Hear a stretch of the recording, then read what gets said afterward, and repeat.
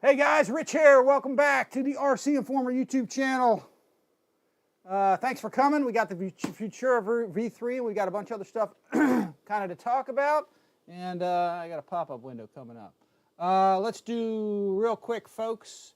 Let's do an audio check. Let me make sure that you guys are receiving me okay.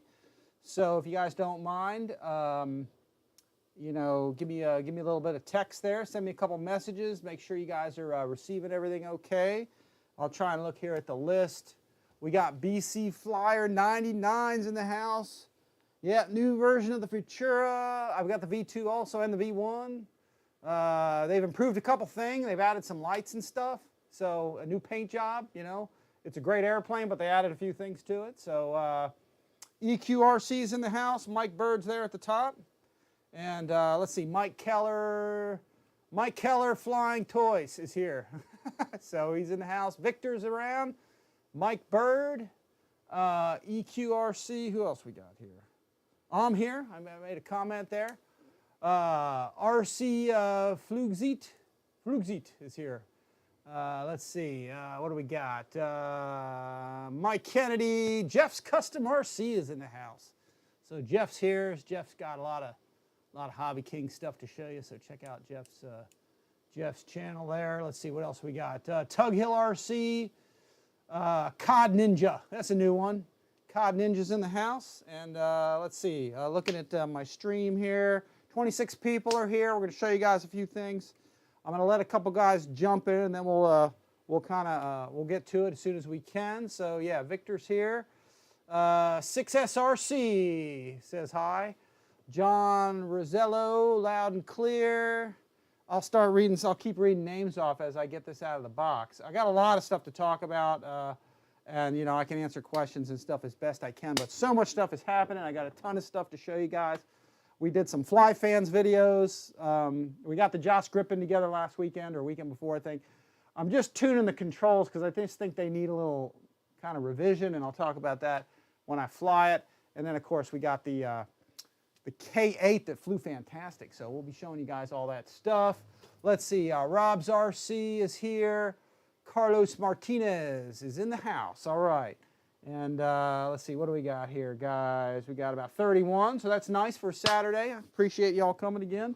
I'm going to start taking this out of the box. I think I got a knife here. I got a receiver. We're going to get this going. Guys, this is hot off the presses from FMS. And actually, before we start, I got a huge announcement. You guys got me loud and clear? Because I want this announcement to be pretty loud. Because hopefully you heard it here first. But here we go. Y'all ready? Is everybody ready for the huge announcement? I don't know how huge this is going to be to people, but it should be pretty huge. Mike Rapka's in the house. John Liebe. Hey, Rich, watching from Jacksonville. All right. Hey, John, are you at that, there's a jet event up there or something I was going to go to, but I was so busy. I flew all week and I've been tired, so. But guys, everybody jump in because I got a big announcement. Big announcement. You guys are going to like this.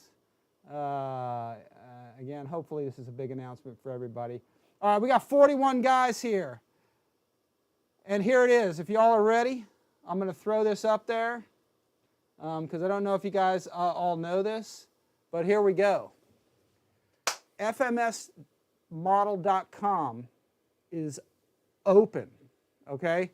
What I mean by that is FMS Models is now selling direct in the USA. So, if you guys are interested in any of the FMS aircraft, you guys now can go directly to FMS Model. I'll throw that up here real quick. And there is our Futura. So a lot of stuff, you guys. FMS is broken into the car scene and all sorts of stuff, as you guys know. But now's your opportunity, you guys, and it's now permanent. You guys can order direct from FMSmodel.com. So huge news. We're going to be back doing a lot more FMS stuff now, which is going to be pretty sweet. So you know, check it out. I mean, it's really kind of a nice thing to kind of have FMS Model back, you know, in the USA, you know, showing off stuff. So, and having airplanes you guys can buy direct. So, let's see, who else is here? Thomas Nietzsche is here. I think I got that right. Nietzsche. Success John Levy, yes, at Gateway RC Field. Okay, yeah, I would have liked to have come up there, but I kind of found out about it last week, and I just had a lot going on. And yeah, Wes is there and all that. That should be pretty fun. So, but yeah, I got 43 guys here, as much as 55 views. So again, folks, fmsmodel.com. You guys can go there direct. I'll have an affiliate link for it. I don't really have it set up yet, but you know, anything you guys want to get there, you know, is now available, including the new Futura V3. So I'm going to actually scroll down here so we can kind of see just a preview of the V3. It's got this really nice new red and gray and white paint job. It's pretty slick. It's officially licensed, guys, by Tomahawk. So Tomahawk, you know, is the Sino-German, I'm not sure what that means, but it's a German-engineered airplane. I guess a China-German, whatever. It's really a German design from Tomahawk, which makes the larger turbine version of the model probably one of the nicest, most solid sport jet platforms around. And, you know, we licensed it, or FMS licensed it through with Tomahawk to bring it to you. So, and there have been the other versions out there. So, so that's the new upgraded version, and it's got mostly just lights, new paint job and stuff. But you know, they always improve little things that you don't see, and we'll check it out here in the box. So, but it's got this new red, white, you know, paint scheme, solid flying airplane. They all added alternately flashing nav lights, taxi lights. There's also one at the bottom of the fuselage. So here's your pictures right here, where you can see it's got wingtip lights and a belly light underneath. I think it needs a landing light now. So, but you can see it's a 2,000 kV motor in it, which we'll see in here. I would have thought they would have put the 21, but actually it's the larger motor now. Actually, I take that back. It's 36 millimeters. So, and then my phone. Where did I put my phone? I got my phone down there. Just checking that out. So the 80 millimeter 12 blade fan, 100 amp ESC. I got some nice pictures on here. FMS can always do better. That's the nice thing about FMS, guys. They make sort of legacy models that, you know, they keep making them better and better. Newly designed latch, so we'll take a look at that in the box. Prevents unexpected canopy release in flight. Okay, so we'll check that out. I think I might have ejected one or two here or there because it goes howling by. All metal landing gear with a 10 millimeter worm drive. It's actually, technically, I think it's a jack screw, but not quite a worm drive. Worm drive is kind of a different deal. Usually worm drives spin and they turn a what do you call it, a cog type thing. Whereas in this case, it's a spiraling shaft that spins like a slider across it. So it's more like a jack screw type thing, 'cause that's how jacks work. But anyway, trailing link suspension, oversized electronics bay. It's always had a big bay. We'll put a couple batteries in to show you guys. Easy maintenance, large capacity battery. If I remember, I used to put it all the way forward. It'll take a 5,000 even or more. Large tires, great suspension. It's a great grass field jet. Great intro jet as well, too, because it flies very well slow. It's very stable. Also, it's got reflex, let's see, 2,000 kV motor, increased pitch. I might throw an afterburner in this, guys. I got some new burners, too, from 5280 RC, which I'm going to show you.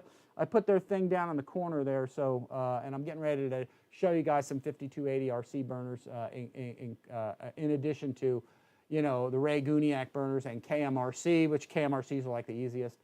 There's your improved plugs, which this has a newer style plug, I guess, on there for your wing connectors and all that. So there's your specs. About 1,200 millimeter almost in length, about a meter wingspan, just the right size. Wings come off real easy, so you can transport it that way if you want to.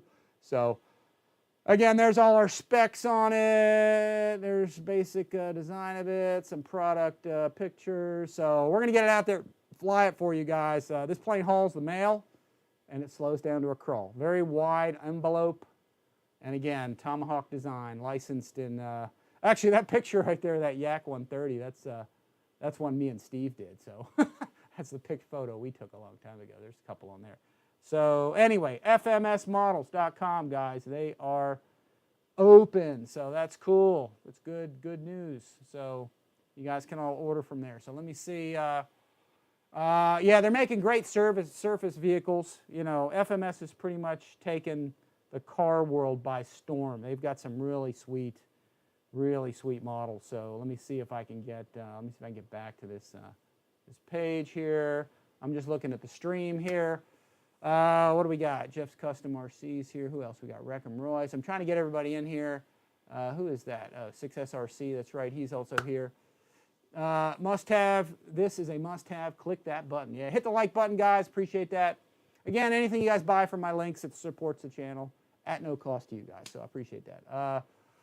Let's see. Wreck 'em Royce. Let's see. Carlos is in the house. We got 42 guys here. Okay, we're going to start in, guys. I think that's what we got. So let's go with this. I'm going to move a window or two here.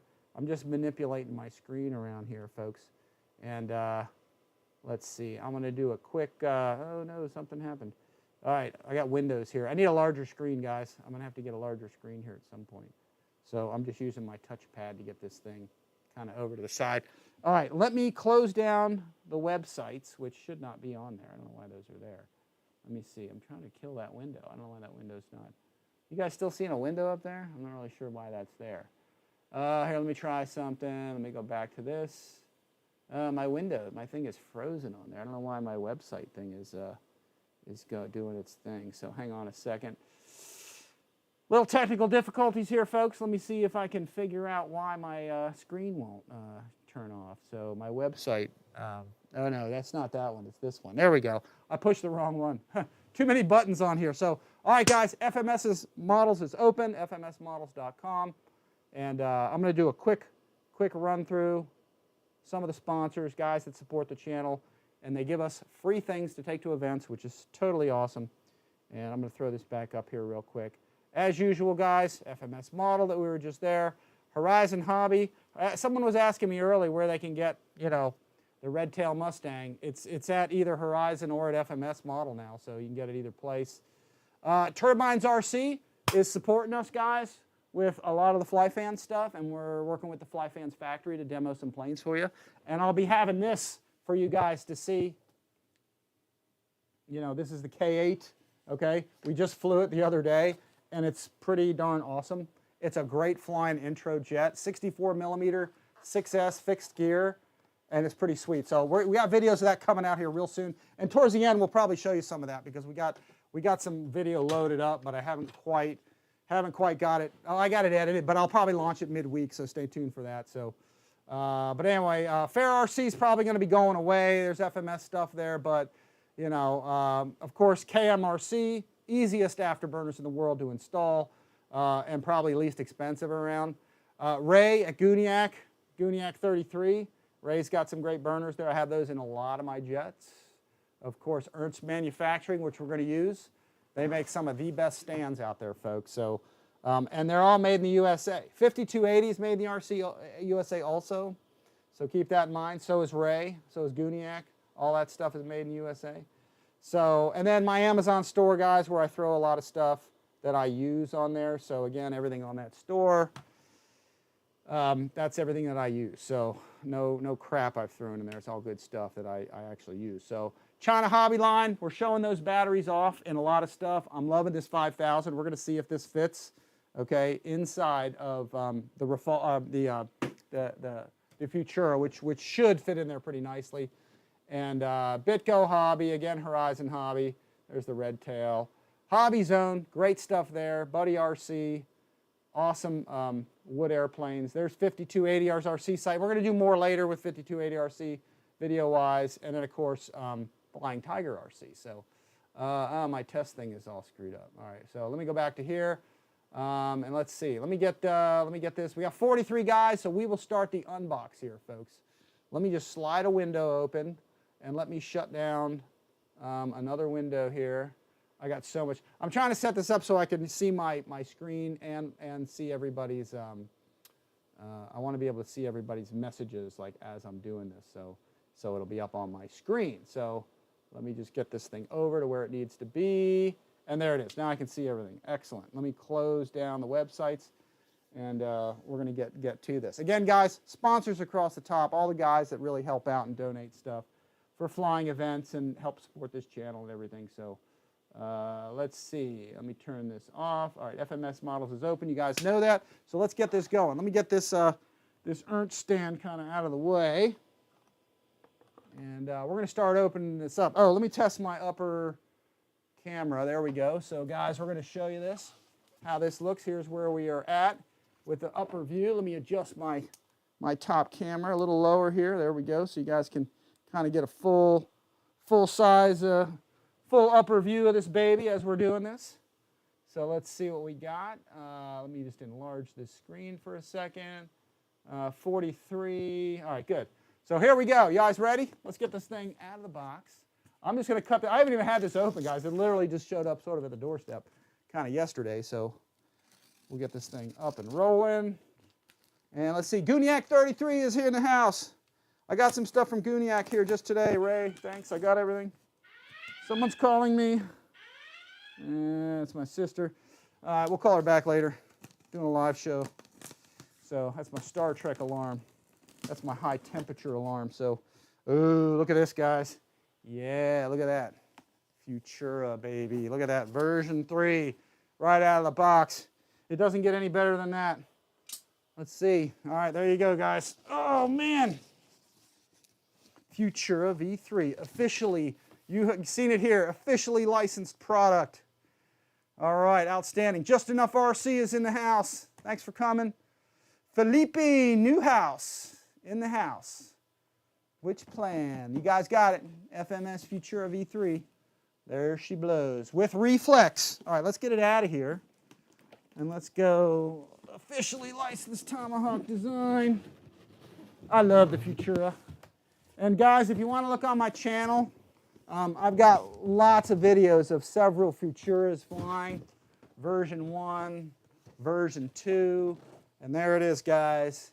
V3. So, and in fact, really quick, since I'm on it, on that subject here, let me really quick go right here. And if you guys want to check out, you know, any of my videos on the channel, the best way to do it is like so. If you guys go to, for example, in fact, like we just launched these Rafale videos. You guys probably saw these. This was the KMRC burner video we did where I was doing a bunch of high alpha stuff. This might slow things down because I'm kind of streaming stuff in here, but in case you guys hadn't seen it, you know, this was the Rafale video we did with high alpha, you know, showing off the KMRC afterburner. So check that out. That's a new video we got on here. Okay, and then I got the sound dead. Let me turn the sound on and see if it's... I don't know if that's deafening, but I did a lot of high alpha. I didn't do slow-mo in the video, but I'm getting a slow kind of stream, so it's slowing it down, so you're not going to see that real smooth. Another great video I just put out is right here, me and Gavin. He and I flying the CJ6s together, and we kind of went nuts. I'm getting a choppy stream on these, so this could even slow down, you know, what I'm talking to you guys about. But we did a lot of inverted flying. Gavin's real smooth. You can see right here, he rolls invert or right side up. I stay inverted, and we just stay together, you know, doing our foreign relations communications there, as you can see. So we're just having fun flying around. So check out that video. That's a good one. But if you guys want to check out any of the videos we got on the channel, and oh, this is the Hongdu. Actually, again, I'm getting a slow stream now.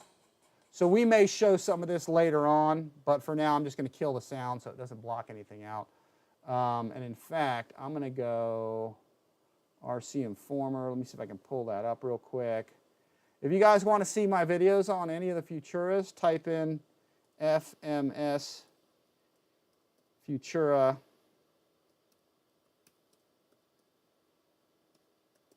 RCINFORMER. If you type it in like that, what you'll probably pull up is all of my videos, as you can see, you know, on this thing. So if you guys want to check out all the videos I've done, there's the purple one in the middle. That's the version 1, it's Ceph. The blue one is version 2. I just literally just winged that and threw that up there. And you'll get other people's videos too, but you'll see that I've got a lot of videos of the Futura. And if you put in RCINFORMER in there, that's kind of the way to just sort of find the videos I did. So I've been flying this, you know, a little while here, guys. It's a great sport jet, probably one of the best around. And again, Tomahawk Designs of Germany. I'm going to raise my desk up. Oh, there we go. All right, excellent. And let me get everybody's, let me get the chat log back here so I can see what everybody's doing here. 47 guys here. I appreciate everybody for coming again on a Saturday. And I'm trying to find my remote. There we go. Let me see if I can raise that a little bit. There we go. That's a little bit better. A little better there. So you guys should be able to see all this stuff. In fact, let me see if I can go. Let me just pan this way. We can center it up. Look at that. See, I got the technology. Look at that. So, all right. Let's see. What do we got? Gooniacs there. Let's see. I made my V3 the other day. Flies perfect, just like my V2 did. Static thrust test on the motor with 7.5 kg of thrust. Not bad for a 1930-gram airplane. However, the 21 motor puts out 3 kilograms. Okay, so he's saying that one puts out a little more thrust. So this is a bigger motor. It's a little torquier. So Mike Bird is saying, sure, Ray is one of my favorite jets to fly. Just not appreciate it. That was a very cool video, Rich. Yeah, it was. We did, like I said, we just put out some cool ones, so check them out. Me and Gab doing our tandem flying thing. So, all right, let me grab out my glasses here so I can see all this stuff. Okay, let me zoom in. We got zoom here too. We got zoom technology. Look at this. All right, look at this. All right, looks like Amy's heading out. The garage door's opening. So let's see what we got here. We'll get down on there. All right, guys, right down there.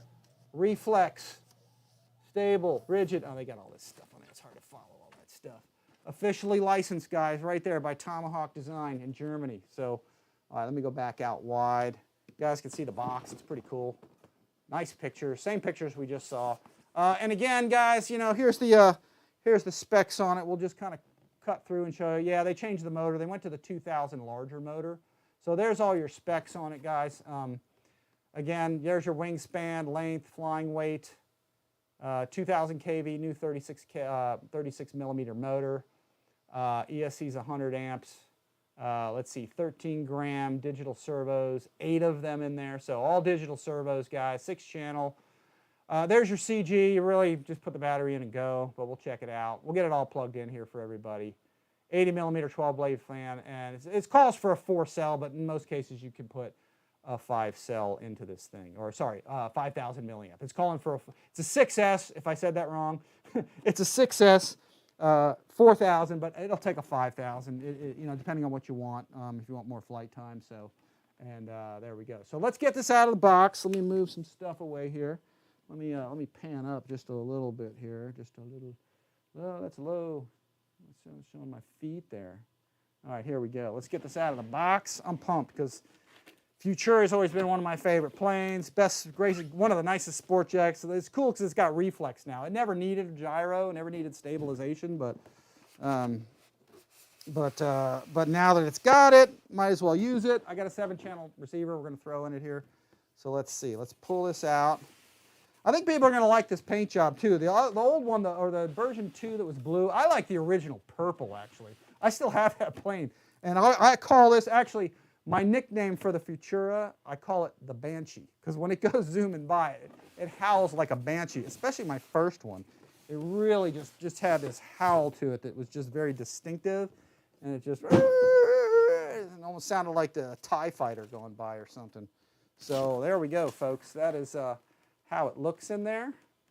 Let me go to my my top view and see what that looks like, so you guys can see. There's my my zoom there, or my upper view. Here, I can lower the thing a little bit so y'all can see. That's how it looks. You guys are seeing what I'm seeing. So that is it. I ain't seeing my head. Sorry about that. But yeah, that's pretty slick, folks. Very, very neat. Paint job's nice and smooth. Colors look good. So yeah, real nice. So let's get this thing out of here. Let me grab my knife here, and I'll go back to this view here for a bit. Actually, you know what? I can go back to that view. Let's see. Let's see what we got. I'll cut these open. We'll lift these up. Actually, I got to go all the way around. Again, guys, kind of important when you're doing this. You know, make sure that you can bend some of these things, okay, like wings and stuff. If you don't cut around here when you take this out. So you really got to get this thing, because if you try and lift up one section, you can bend the wing panels and stuff. So the top view looks like this. So if you're trying to bend this up, you really got to, before you do any of that stuff, you really want to cut. I'm going to cut this the way it's supposed to be. So you can bend wings and things unless you take that off first. So, and the way you do that is just by, you know, cutting all the way around this. So everything lifts off nice. I'm just going around the tape there. This is done in sections, the way they do this at the factory. So I'm going to cut all the way around here so y'all can see how I'm doing that. Let me raise this up. I should have come back up a little bit. Let's see, Guniac. Yeah, everything gets better with time. Let's see, Guniac said, Jono Edwards is here, man. Special thanks to Jono fans. Let's see, Firebit, my 36 motor fans outperforms the 2100, and they are way quieter. Okay, so that's what Ray is saying, that the 36 millimeter motor fans outperform the 2100s, and they're way quieter. Okay, Ray tests a lot of this stuff. I don't really test bench everything. I just get it out of the box and go fly the heck out of it. So, you know, if Ray says it, it's probably true. Let's see. I always had issues with gear on grass with the other version. These things are pretty good on grass. Watch that Ceph video we did in 2018 where we showed it off. And, you know, this thing's always, in fact, I don't know that I've even flown this plane, the Futuras. I don't know that I've even ever flown them off pavement. Actually, you know what I did over at what is it, Imperial RC. So, okay, so now that this is kind of the way it is, well, did I get all that cut? No, I didn't. Let's see, let's get this out of the, I didn't get the corner there. There we go. So you want to make sure that these pieces are going to come off here nicely. I don't think I cut all the way through that. Yeah. So it doesn't have to be perfect. You just got to cut it. Make sure the sections come undone. I didn't get that one at all. Let's see. Look at this. Let's see. Where is that? Yeah, there we go. So once this all comes up, let's see here. Get that. Like get that. All right. So you want to make sure. I still didn't get some of it. Yeah, that's why you got to make sure, again, so you're not bending wings and things. Just make sure this all comes up, it all separates. So you can nicely kind of lift everything up together and very carefully kind of take everything out. So I can go to my top view and you guys can see sort of kind of how that looks like. So we're just lifting things out, okay, and taking them out of place. You can see there's a wing. Got that, that's pretty nice.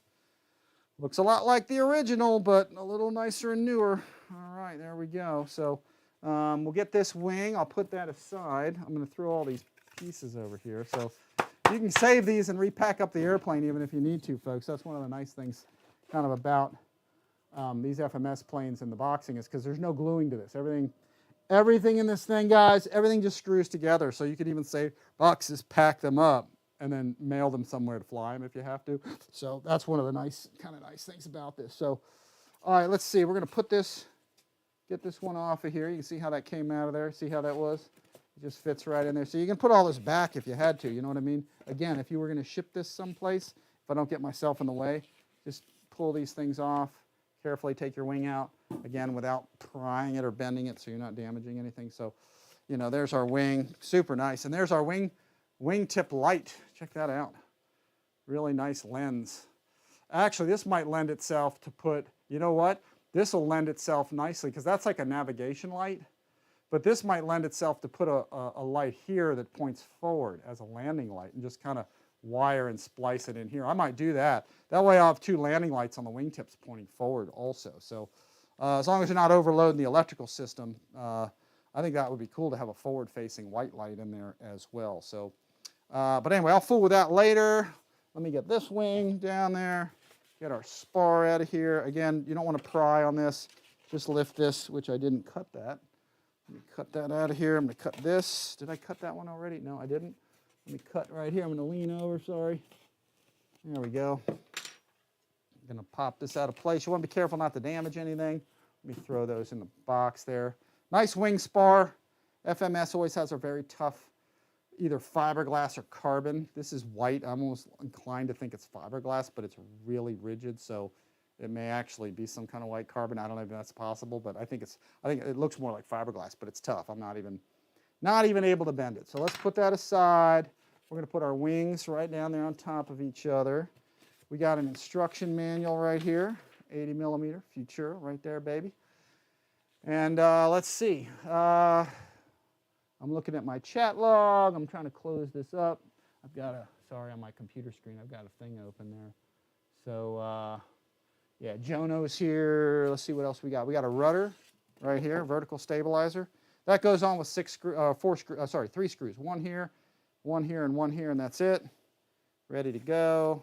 Got a little crinkling in my little tail, but that's kind of normal.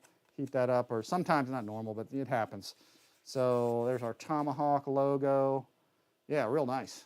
Very, very cool. Very nice. So this one is number 10. They probably could have got that a little straighter. It looks like it's kind of crooked, but you know, same thing with this one. I might peel that off and straighten it out later because it looks like it's a little an angle. But you know, there it is. Nice plastic fittings and stuff. Let me put this aside. We're gonna get our horizontal out, which is right here. See how nicely everything comes out? All our elevator wires are ready to go. Yeah, real nice. Cool design. Spar running through here. You can see right back here, here's the spar jig slots right there. So the spar kind of runs all the way across this. So nice rigid tail. Super nice design, man. The Tomahawk. Tomahawk makes some of the nicest, you know, turbine models, and now they're making, you know, some of the nicest EDF jets through people like FMS. So it's pretty cool. So let me get this aside. I'll put this kind of lean over and put that over there. And then we've got our fuselage. Oh, actually, let's see. There's a top piece here, guys. Pull this out of here. There's something. Is there some stuff in here? Yeah. Okay, this is a bag of screws and a programming cable, guys. This is for your reflex, and you can use this for any of your devices too. So it's a subsea Thunderbolt cord. This is for reprogramming your reflex. They give everybody one of these in the box. So I got these things all over the place now because I got a lot of reflex and stuff. And then we've got a bunch of screws. So I think it's like 6 screws, guys, for the tail on this thing, or 6 screws for the tail, and I think 4 for the wing. So I think it's a total of 10 screws, all the same size, 3mm metric. You need a 2mm driver for it, and that's it. So, and there we go, voila. There's the fuselage. Let me switch to my other view so I can show you guys this way. Let me put the wings right over here, slide this. This is such an easy to assemble airplane. It's one of those things that it's really nice to do this thing live because it's a very simple plane to assemble. Now let me raise this up, and you guys can see right here. I'm going to pull this last piece off of here if it'll come off. Again, you don't want to pry anything. Just make sure you pull these little components out. I'm probably going to save this box because you never know when I might need to ship the plane somewhere or something. And there it is. So let's pull it on out of here. I'm just going to grab it by the intake very carefully. I'm going to just carefully pull this straight out. Let me get it, and that's where it says Tomahawk, baby.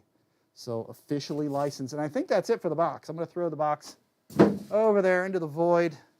And there we go, folks. That is the new Futura. I like the gray canopy. Look at that thing. That is cool. Here, let me grab where'd my controls go? Let's see, they're over here someplace. Let's see, too many here. Let me put this on the end. And let me grab my my remotes that are disappearing on me. Did I lose all that stuff? Where did I put that? If you guys haven't got any questions, just throw them at me. Let me get this over there. Hadn't heard anything crashing down, so I covered them already. So, but yeah, there we go, folks. Let me get, I'd like to use that stand, but that stand is occupied. Let me just raise this up. I'll just go as high as I think I can go with it. But check that out. Pretty cool, huh? Mark Adkins is in the house. New Futura. Yeah, my table goes up there. I got a nice lift table here. So, nice. My Chinese food just arrived. Starving. White Bird's got Chinese food, man. Hey, did you get us some, man? Because, you know.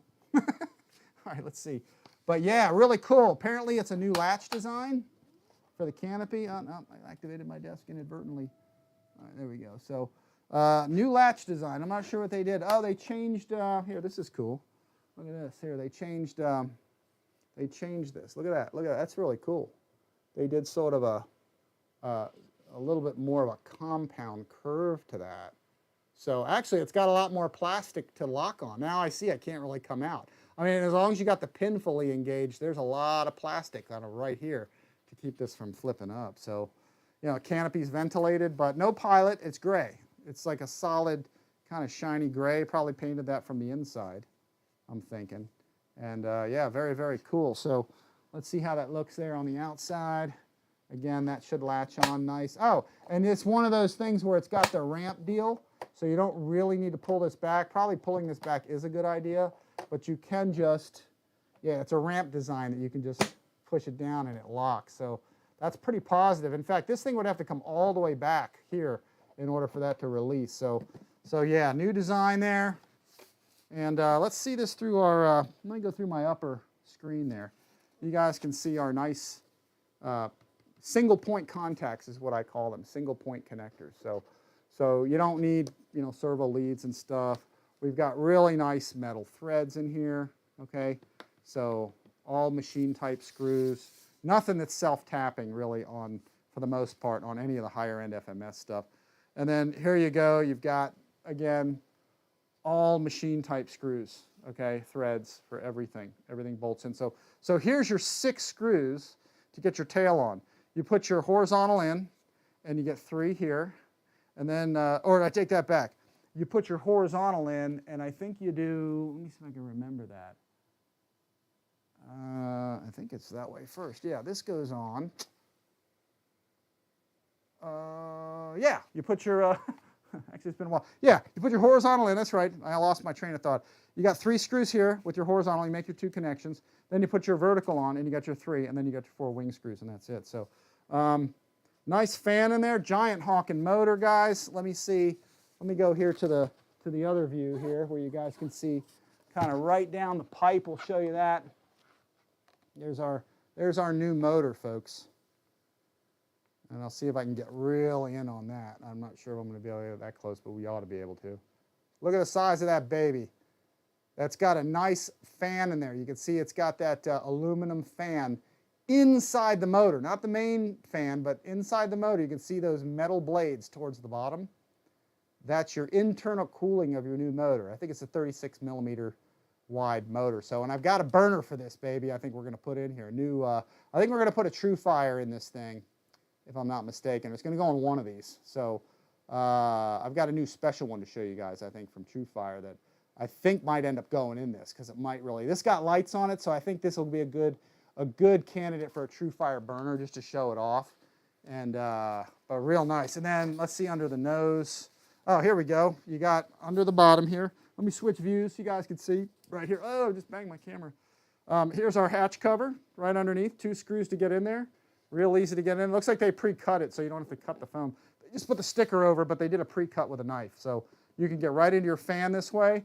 A lot of times I'll do an inspection actually of my fan, and I might just actually do that because I do want to make sure that you know, the connections are on. Also here, there's your light, your belly light, which is cool. So I think I'm going to light this model up. I'm going to put some afterburners in it. I'm going to put a new one, probably from True Fire. I might use a KMRC, but I might use a True Fire. There's a new one I got to show you. There's your nose gear in there, and you've got a plastic nose cone tip on there. So intakes look good. You can see that fan is beautiful. Here, I got to show you this. Let me switch views. I love these new FMS fans. Here, let me see if I can get in on this. It's going to be a challenge. Oh, no. Here, let's see if I can show it to you. All right, there we go. Let me see if I can get on in there. Be behind there. Well, maybe I can't get in there. Hang on, let me get down a little bit with this. Here we go. It's a great view of this freaking here. Let me see if I can get even closer here. Yeah, let me see if I can get in there. It's going to be a challenge. There's our FMS fan. It's going to be harder to see there. Let me see. Let me see if I can come around. See if I can come around here. All right, there we go. Let's see. It's a really nice fan in this thing. It's really worth seeing if I can get that in there to show everybody. There we go. See if I can zoom in. Get way in there. Look at that thing, baby. Yeah, that's worth looking at, man. I'm not sure, but that spinner cone may even be an aluminum one. I'm not sure. It's a metallized color. I don't know if it's plastic and metallized, but it's or if it's actually metal. But yeah, it's a pretty neat looking fan in there. It's pretty mean, the Pro Series fan. So this is the new bigger motor. So you guys are gonna be able to check that out. So that's nice. It's cool. I'm dying to get this going. So, all right, let's get that on the tabletop. Let me carefully walk around here without knocking stuff over. Even my Ernst stand is gonna match. So we're gonna use our Ernst, you know, really nice mega stand. We're gonna put that right on there so we can get this together. Mega stand's perfect for this. I think even the smaller one fits this plane well, but the mega just kind of covers a lot of things. It's the same base as the regular, but it's got these kind of angled arms here. So Ernst has always given us stuff to bring to events, folks. So they're really cool. They donate a lot to all the kind of events and things I go to. So they're really cool. So All right, let's see. What do we got? Any questions? We got WMP-59 says, Rich, can you suggest a cleaner to clean foam planes with mild light mold on it? Okay. You know, and honestly, a lot of times I just use like water with a paper towel, or I'll use a little Windex or something.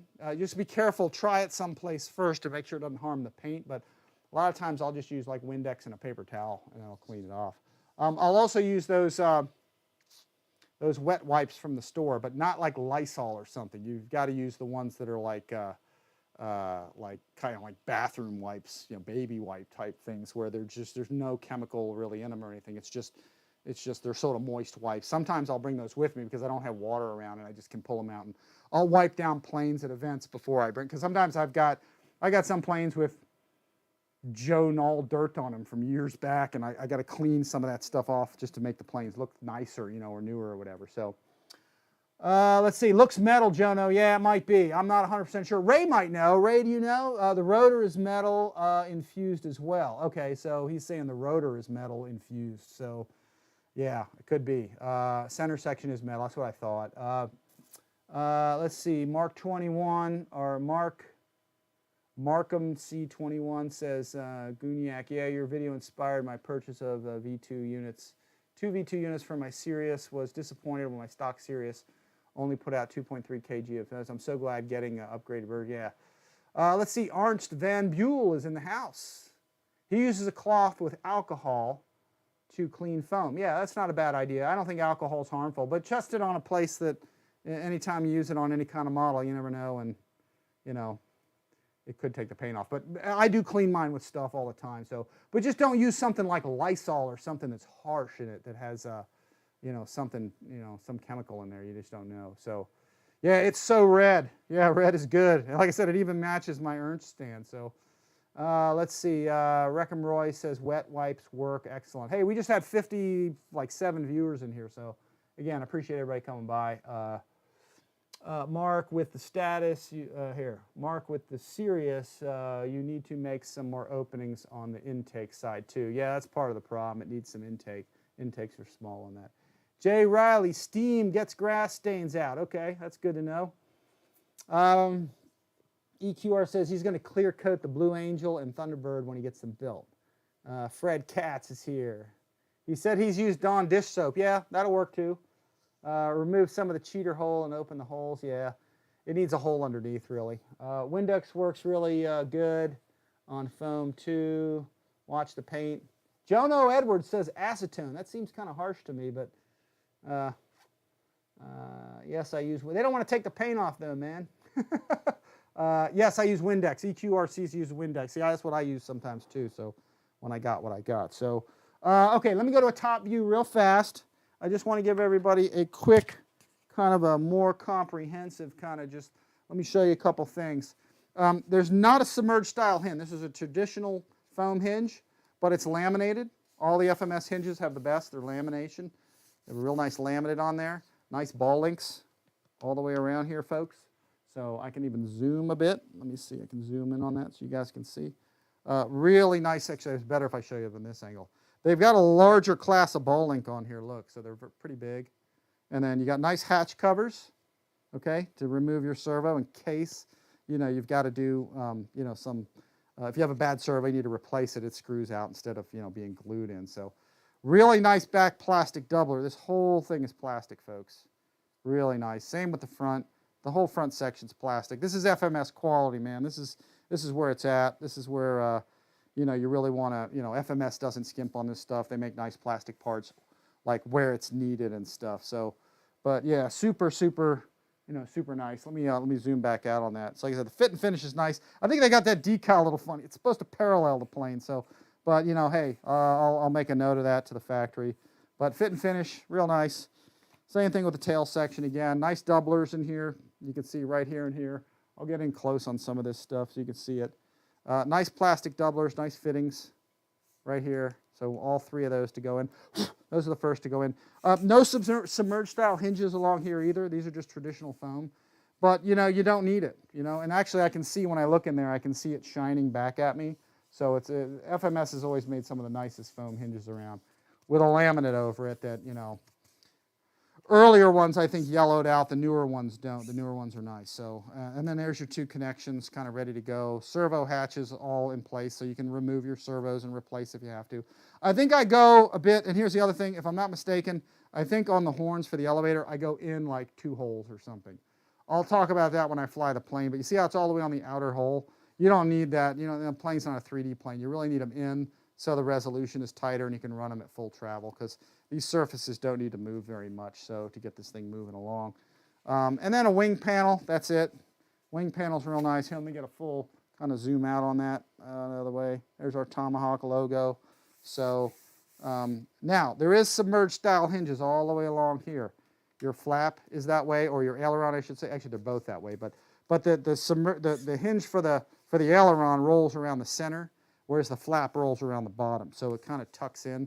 But you can see right here how it's like, again, a submerged style, traditional, you know, built-up hinge inside. There's 3 actual plastic hinges, a rod running through there, plastic parts, and then a separate foam part. You know, the wing is one piece. Then you got this piece, you got the aileron, and then you got the leading edge of the aileron here and all that. So you got a lot.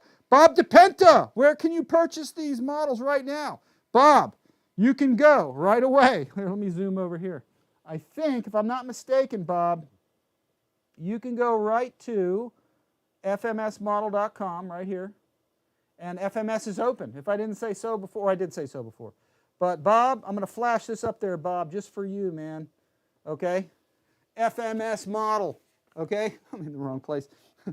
FMS model is now open, fmsmodel.com. So you can get these direct, guys, straight from the factory. So tell them I sent you. They'll like that. I'll set up an affiliate link for it probably later. So, you know, I'm probably not going to get anything out of it. I think Horizon may have these too. Actually, let me look. Actually, here, wait, hang on. Let me see what I can do here. Let me go. Did I not activate that? Here, let's see. I think I didn't. Here, maybe I did. Maybe I didn't. There you go. fmsmodel.com. I think I didn't put that there. Sorry, guys.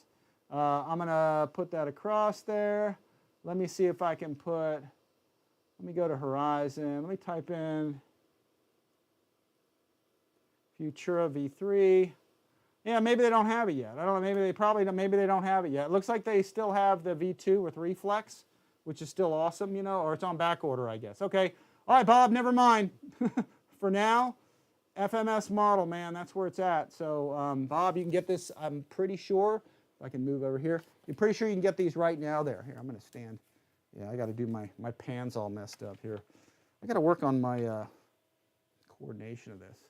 See, I only got one guy to do this, me, so I'm sort of an army of one with remote control. So, but yeah, Bob, you can check it out there. It is available. I think right now, if I'm not mistaken, I think it does show in stock. Let me double check back to there. Yeah, there we go. So, yeah, mine just came in, guys. I literally just got the thing. So, again, probably best sport jet around. So, Bob, I hope that helps out. Check it out. That red is looking real good on my screen. Yeah, yeah, it is. It's a slick plane. Well, it's always been a hot rod, man. Again, Futura is a Tomahawk design from Germany. It's a turbine model. You know, FMS just took it and you know, turned it and made an electric version. It officially licensed it with them. So yeah, it looks sweet. So Bob, if you see it, you can order one right now, baby. They'd love to have the order. In fact, if you guys order and you guys tell them you saw it in the show, they'll be pumped, and that'll kind of help me out. I don't think I make anything out of it because, like I said, I don't have an affiliate set up, but they'll be happy to see it. They'll say, hey, you know, sold some planes because Rich was there. So yeah, hey, thank you, Bob. I appreciate that. So if I don't even know when you order, there may be a little thing you can leave a note. Say, hey, I saw it in Rich's video. So that does help me out. They see that and they go, man, the Rich is showing on it. So because I love showing this stuff, guys. FMS is like the best stuff around. I love doing stuff for them, and they're like a real good company to work with. They're super cool people there. So and it's been about a decade, a little more than actually, about a decade. I've been doing all of this FMS stuff, showing it to you guys like early and stuff. So you know, it's nice. More stuff's to come too, folks. So. But we're going to get this together. Rich, how much is shipping from FMS? You know, put it in, go to FMS, throw it in your cart and look at it and see what it says. But I think over $100, I think it's free. I don't really know. Here, the website. Let me look. Here, let me see if I throw that up there for you. Here, let me add it to my cart. Oh, and I don't know if you can choose the plug type or not. No, it's an XT90. I wish they would put the other ones in there. Here, let me... Oh, I got to log in. I don't even have a thing on there. So Well, actually, I'm not sure. If you guys log in, get yourself set up with an account or something, and I think, well, actually, I tell you what, let me relight that up. Sorry, I'm kind of shifting gears on you. Let me go to the main page, FMS. 4th of July special offer through 9/7, or sorry, 3/7 through 9/7. I don't know. Well, there's the officially licensed deal they're showing you there. Oh, you can be a VIP member and stuff and save on the thing too. That's right. You can have a membership there and everything. I forgot all about that. So the Mustangs will probably be there. Actually, let me click on that and see if the Mustangs are there. I hadn't even looked. Let's see. Miss America. Oh, yeah, these are in stock, guys. All the Mustangs are in stock too. Blue Thunder, Voodoo, Miss America, at least 3 of them are. So you guys ought to be able to get those there as well. So, yeah, I mean, check out, like I said, guys, FMS is open, so check it out. You know, they're there to buy stuff from now. So you guys will be good to go. Spread the word. You heard it on RC Informer first. So, yeah, it's shipping rate. What does that say? Definitely hot looking. All right, well, let me know. If you guys go there and put one in your cart and see what it is, see what the shipping is. I don't know if they include shipping or not. I'm not sure how they are doing it there. Every place is doing it a little different. Pontiac F is in the house. We got 58 viewers. Thanks for watching. Thanks for coming by, guys. Let's get this thing together. Let's see. Jono's saying he's seen those rich Arabian dudes flying Futura, turbine Futuras on YouTube. Yeah, they fly. Like I said, Futura is an awesome jet, guys. And FMS has made a really good, officially licensed rendition of it. Again, now better with lights. Now it has reflex as well, too. So if you guys think, you know, hey, the price is a little more than it used to be, which I think it was originally like $320 or $330 or $350 or something. But now it's got lights, it's got a bigger motor in it, and it has reflex. So like you're getting a lot more, new paint job, you know, again, improve things like the canopy and other little things sometimes that I don't even see right off the bat until I kind of look at it. So 260 you blokes have it made. Let's see, WMP 59.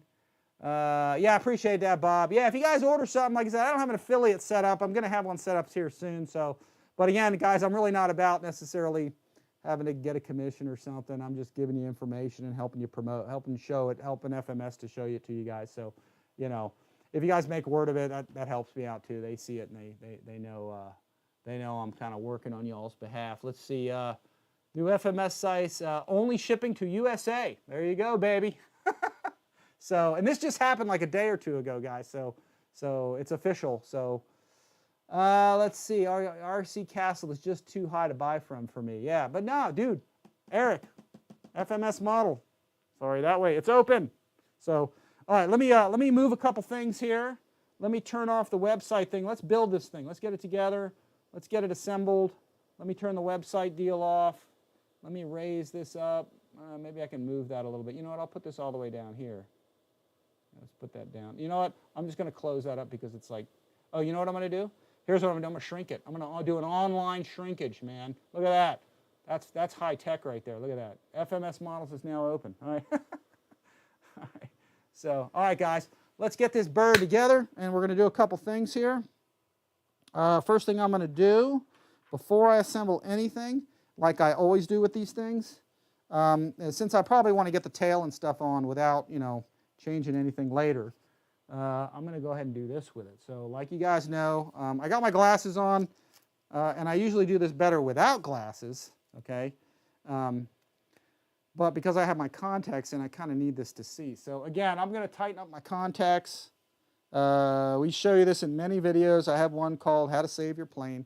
But all of these little tabs right here, that's my camera shaking. Sorry, guys. It's got a little rock to it. All right, there we go. So it's stable now. I always tighten up my connections by pushing down right on this tab right here, and that's in your way. So sometimes these come loose.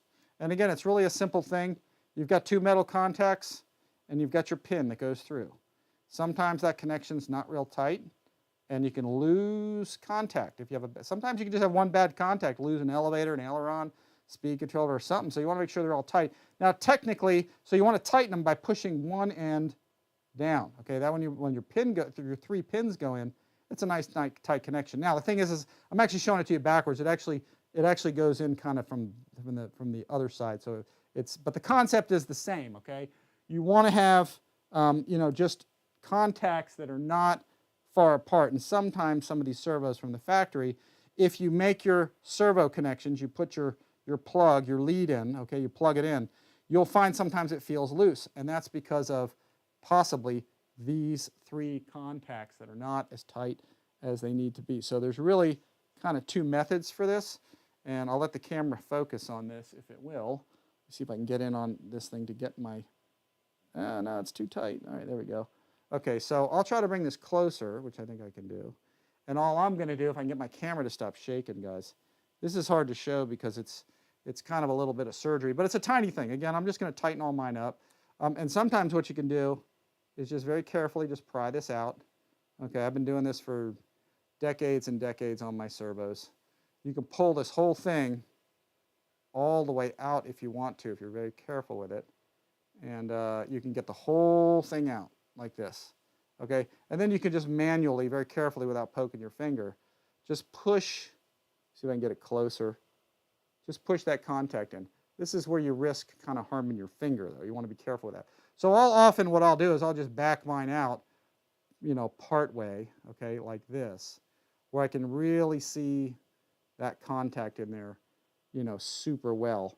And then very carefully, I'll just take this one and I'll just push it down just a little bit. You don't have to push it down too hard, just a little bit, again, to get both of those things to go from having a large gap to a smaller one, that's all. This just reduces a lot of, a lot of what I call kind of contact failure when these things are, just not having a good contact. But you see, once I tighten the 3 of these up, and when I don't have my glasses on, or my contacts in, I should say, and I'm doing this with my naked eye, I can see this a whole lot better, so it's a little easier. So I'm just going to do both of these because it's just easy to do it right now. Just going to push down on these, just on the tip, just a little. You don't want to push them too hard, just a tiny bit. Tighten that up, all 3. So now they're nice and tight. They're a little bit tighter. And when I make the connection, I'll feel it be like quite a bit tighter. Now I'm going to take my vertical, my rudder here. I'm going to do the same thing to that because we're going to do, we're going to do the same deal. We're going to get that in place. So here, let me put it where you all can see it. I'm just going to push on those right on the tip very carefully. You don't want to damage them. You can damage them, so you got to be careful. Just push down on that again. And there we go. So those should make a much tighter contact when I actually, assemble, all of this stuff, which we're gonna do right now. So let's get the wings away, and let's take this thing. Yeah, it will greatly reduce your failure, okay, of your connections. It's a simple thing that you can do to, improve the or reduce the potential for, an electrical contact, failure. So here's what we're going to do. We're going to take the horizontal right here. I'm going to just kind of stick it right on here, and I'm going to connect both of these. So now they should be nice and tight. These have the nice locking tab type, connectors. So normally I used to tape all these things, but now that they've got it, with these nice contacts or nice locking tabs on both sides, it doesn't matter. You can just push these right on. Let me kind of push this in place here so you can see it. Now they're going in really tight, and these locking tabs will lock it and keep it from pulling out. So that keeps it from pulling out, but the electrical contact tightening I just did keeps you from having a bad connection. So it's real important to, I check all mine. And like I've said before, kind of, it's almost like, you don't have to check all your contacts. Just check the ones that you don't want to have fail. So again, I heard a dentist once tell me, this was from another video we just shot. So I heard a dentist once say, you don't have to floss all your teeth, just floss the ones you want to keep. So same kind of thing, with this. Now this is all going to go through, and I need to pull those wires kind of through. So I'm going to go to my other view so you guys can see that. I'm just going to turn this way, okay? And I'm going to go into here without that falling off. I'm going to reach back and find where my elevator servos wires are down in there, and I'm going to sort of pull on those if I can find them. There's one for the elevator. Let's see if I can locate where that's at. Yep, I got it. There it is. That one's got a locking tab on it too. So what I'm going to do is I'm going to pull on that, and let's see if I can get, and I'll show you that sort of from the other view. Let's go to here. You can see on the tail here, I'm pulling now through the cockpit, okay, and I'm pulling, and as I pull those, you can see the wires going in there. So it kind of eases things if you do that correctly, very carefully. Just kind of line up those two connectors, those contacts, and as I pull through this side, it's actually yanking those through. So let me see if I can get it to go through smoothly. There is a speed controller in there. Let me see if I can get one to go in there first. Sorry guys, don't mean to block that. Let me pull from the inside through. And it might be sticking on something. All right, see if I can get that to go through. Actually, you know what I might do instead? Actually, instead of doing that, I might just actually push these in here so I don't have to get those. Let me see if I can show you. I think I'm just going to push those in a little bit. Actually, there's something in there sticking that in place. I'm not sure what that is. I'm going to view down here and see what's going on. Actually, there really shouldn't be anything blocking that. Let me do this instead. Instead of pulling that all the way through, what I'm going to do instead is I'm going to grab a pair of pliers. Let's do that. Let me grab a pair of pliers here, folks, down in my tool bag here. I'm going to grab a pair of these hemostats. Here's what I'm going to do.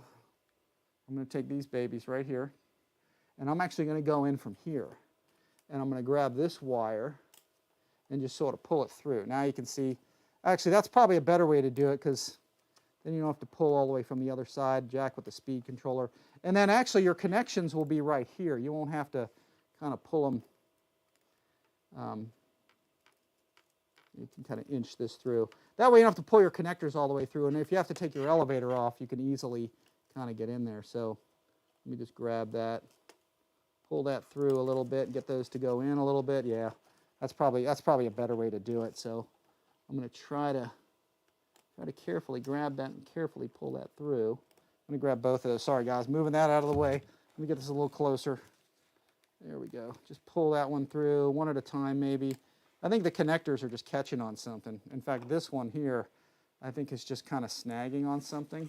There we go. Now it'll go all the way through. Actually, I staggered them and they go in there pretty well. So, and then they all kind of pool down in here, which may not be a bad idea. So when I pull these out next time, if I need to remove this, it should come out easy. Now I'm going to get this tape off of here because I don't think I need that anymore. And then we're just going to push these into place. So get those down in there. Very carefully slide into place. Let's see, this is a tight fit. So I'm going to push these with something that's kind of blunt into there. Push those down into place. This should slide nicely. I'm making sure on the underside everything's good. Nothing's pinching, and that's it. This is really a glove-tight fit, and I'll zoom this in here. These fillets and everything fill in nicely. Everything locks in, and then you know it's in place when this comes down pretty much flush, okay? Nearly flush. It's about right on there. So, and then you got a little extra wire in here, you know, that's going to kind of sit in that area there, and then we'll just get our screws out, which again, there's a bunch of them here. Normally when I got screws like this and I'm getting things going, I'll throw these down. Here's my Ernst tray stand that you guys can see right down here. I'll usually dump my screws right in there so they don't all get lost. I'll put the bag over there or something, but I'll grab, you know, the screws I need out of there. And that way I know where kind of all my screws are. That's one of the beauty about Ernst stands. So here, let's get this lined up. I'm pumped to go fly this thing. Love flying a Futura. Really nice flying plane, high speed, low speed. And additionally, it has great landing gear for grass. So let me switch my view. I'm watching the chat stuff, trying to see if anybody's saying anything. Cramp in a fire fight is fun, Roy. All right, let's see. Someone else is calling me. That's my girlfriend. Hey, what's up, baby? Hey, you calling?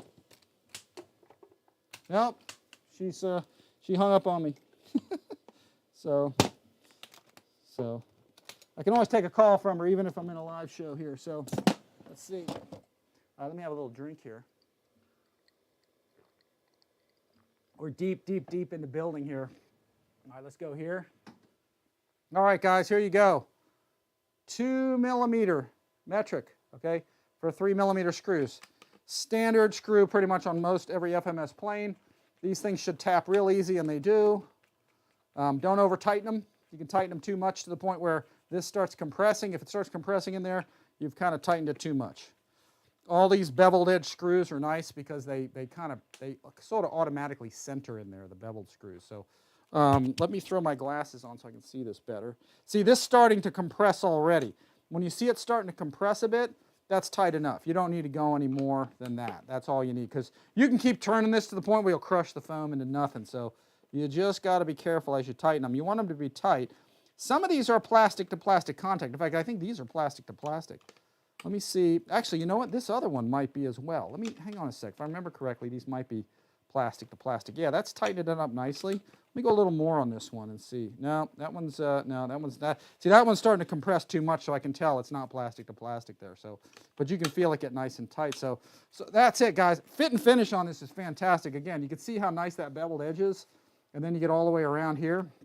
You see how nice that edge is around there, and then you can see back here how this is just about flush. It's not perfect, but you can tell it's all in there. And again, these are the areas that I'll look at, you know, right along here, to make sure everything is nice and flush in there. As long as you got that, you know, you're good to go. And that's pretty much it for the elevator. So we're going to do the same thing with the vertical, and you can see how nice the vertical. You can see that's just going to plug in like this. Let me pan out a bit so we can get the other way. You can see how nice this is all just going to plug kind of right in there. So I'm going to do the same thing now that we've tightened this connection already. I'm going to put this right in here. We'll make that contact through the locking tabs. Let's see. We're going to push that on, and it's harder to go in now because I tightened that connection, and that's what I want. I want a nice tough connection with that thing. I'm going to push that down into place, and let's see. Let me push this down there, and we're gonna just feed this in there. I hope I didn't block that with my head. And then this is beautiful. This is a beautiful connection that is made right here. You can see you push the front end right here, and then very carefully just seat this whole thing right down into place. Let me make sure with a pair of a tool of some sort. I'll just push this down in there and make sure that the wires are not pinching, because it can come out. You can see right here the wire can kind of tuck and get stuck kind of along here. Not that that's the end of the story, because it's getting pinched by foam, so it's not going to hurt anything. And then this plugs right in. And this is where, on this model, it's such a nice fit. This is where I'm talking about. This is why they have such nice plastic parts there at FMS. You can see how nice this whole thing just plugs in. It's a nice tight plug-in, and it locks into place. That's plastic to plastic. And along the front, you know, you can see as I move along the front, this whole thing plugs in super nice. So, and then we just got 3 screws, and really that's about it. So you can see your 6 screw configuration here, 2 here, and I can go this way with it. You can line that up nice. So you got 1 right back here, 2, 2, and 1. So we'll drop all those in there, reaching for right inside my Ernst tray once again. We're going to stick that in place. We're going to drop that one in. And I'm going to drop this one in. And I'll take my metric tool there, and I'll tighten that up. That'll go right in. Again, plastic to plastic there, folks. There's no compression or, you know, any deal going on there. That entire thing goes in there super, super nice, and it's tight, and it's locking in. Doesn't quite countersink as much as I'd like it. Looks like they got the bevel. The bevel's not perfect on the plastic, but it's super tight. You lock on, again, because it's plastic to plastic. Same deal on this side. I'll move this down a little bit, tighten that one up. Let me just turn it, back that off a bit. See if I can get out on that. You guys can see. And then the front one. The front one is a compression thing, so it's actually tightening to, yeah, that's nice and tight. Wow. Get to the point where you can probably break that plastic almost. Yeah, no, super nice. Super, super nice contact. So let me move it this way. And I'm just going to get the upper one, which I'm just going to put this right down sort of in place. Let that feed in, and you'll feel it bite, which it is, and now it's getting nice and tight. You can feel the compression of it again. Don't go too tight with it, just get it snug. And that's it. We are good to go. That's our tail, guys. That is our Futura tail, fully assembled, ready to go. There it is. Let's see. We got Viet Dragon, FMS, best company to making jets so far. I see the best. That's right. Viet Dragon. Yeah, FMS makes the best stuff, guys. So What do we got? Lance Link is in the house. Well done, Einstein. I'm not sure who he's talking about. Let's see here. What else we got? This is the stuff where the carpal tunnel starts biting back. I'm not sure what he's talking about with that. Let's see. Spit on it. Yeah. Let's see. Don't perform this after a few Sherb's kids. Let's see. Yeah, okay, yeah. We're talking about some shipping from, that's what I'm looking at. I'm reading some of these. Can't beat a tight connection, Mike Bird says, yeah.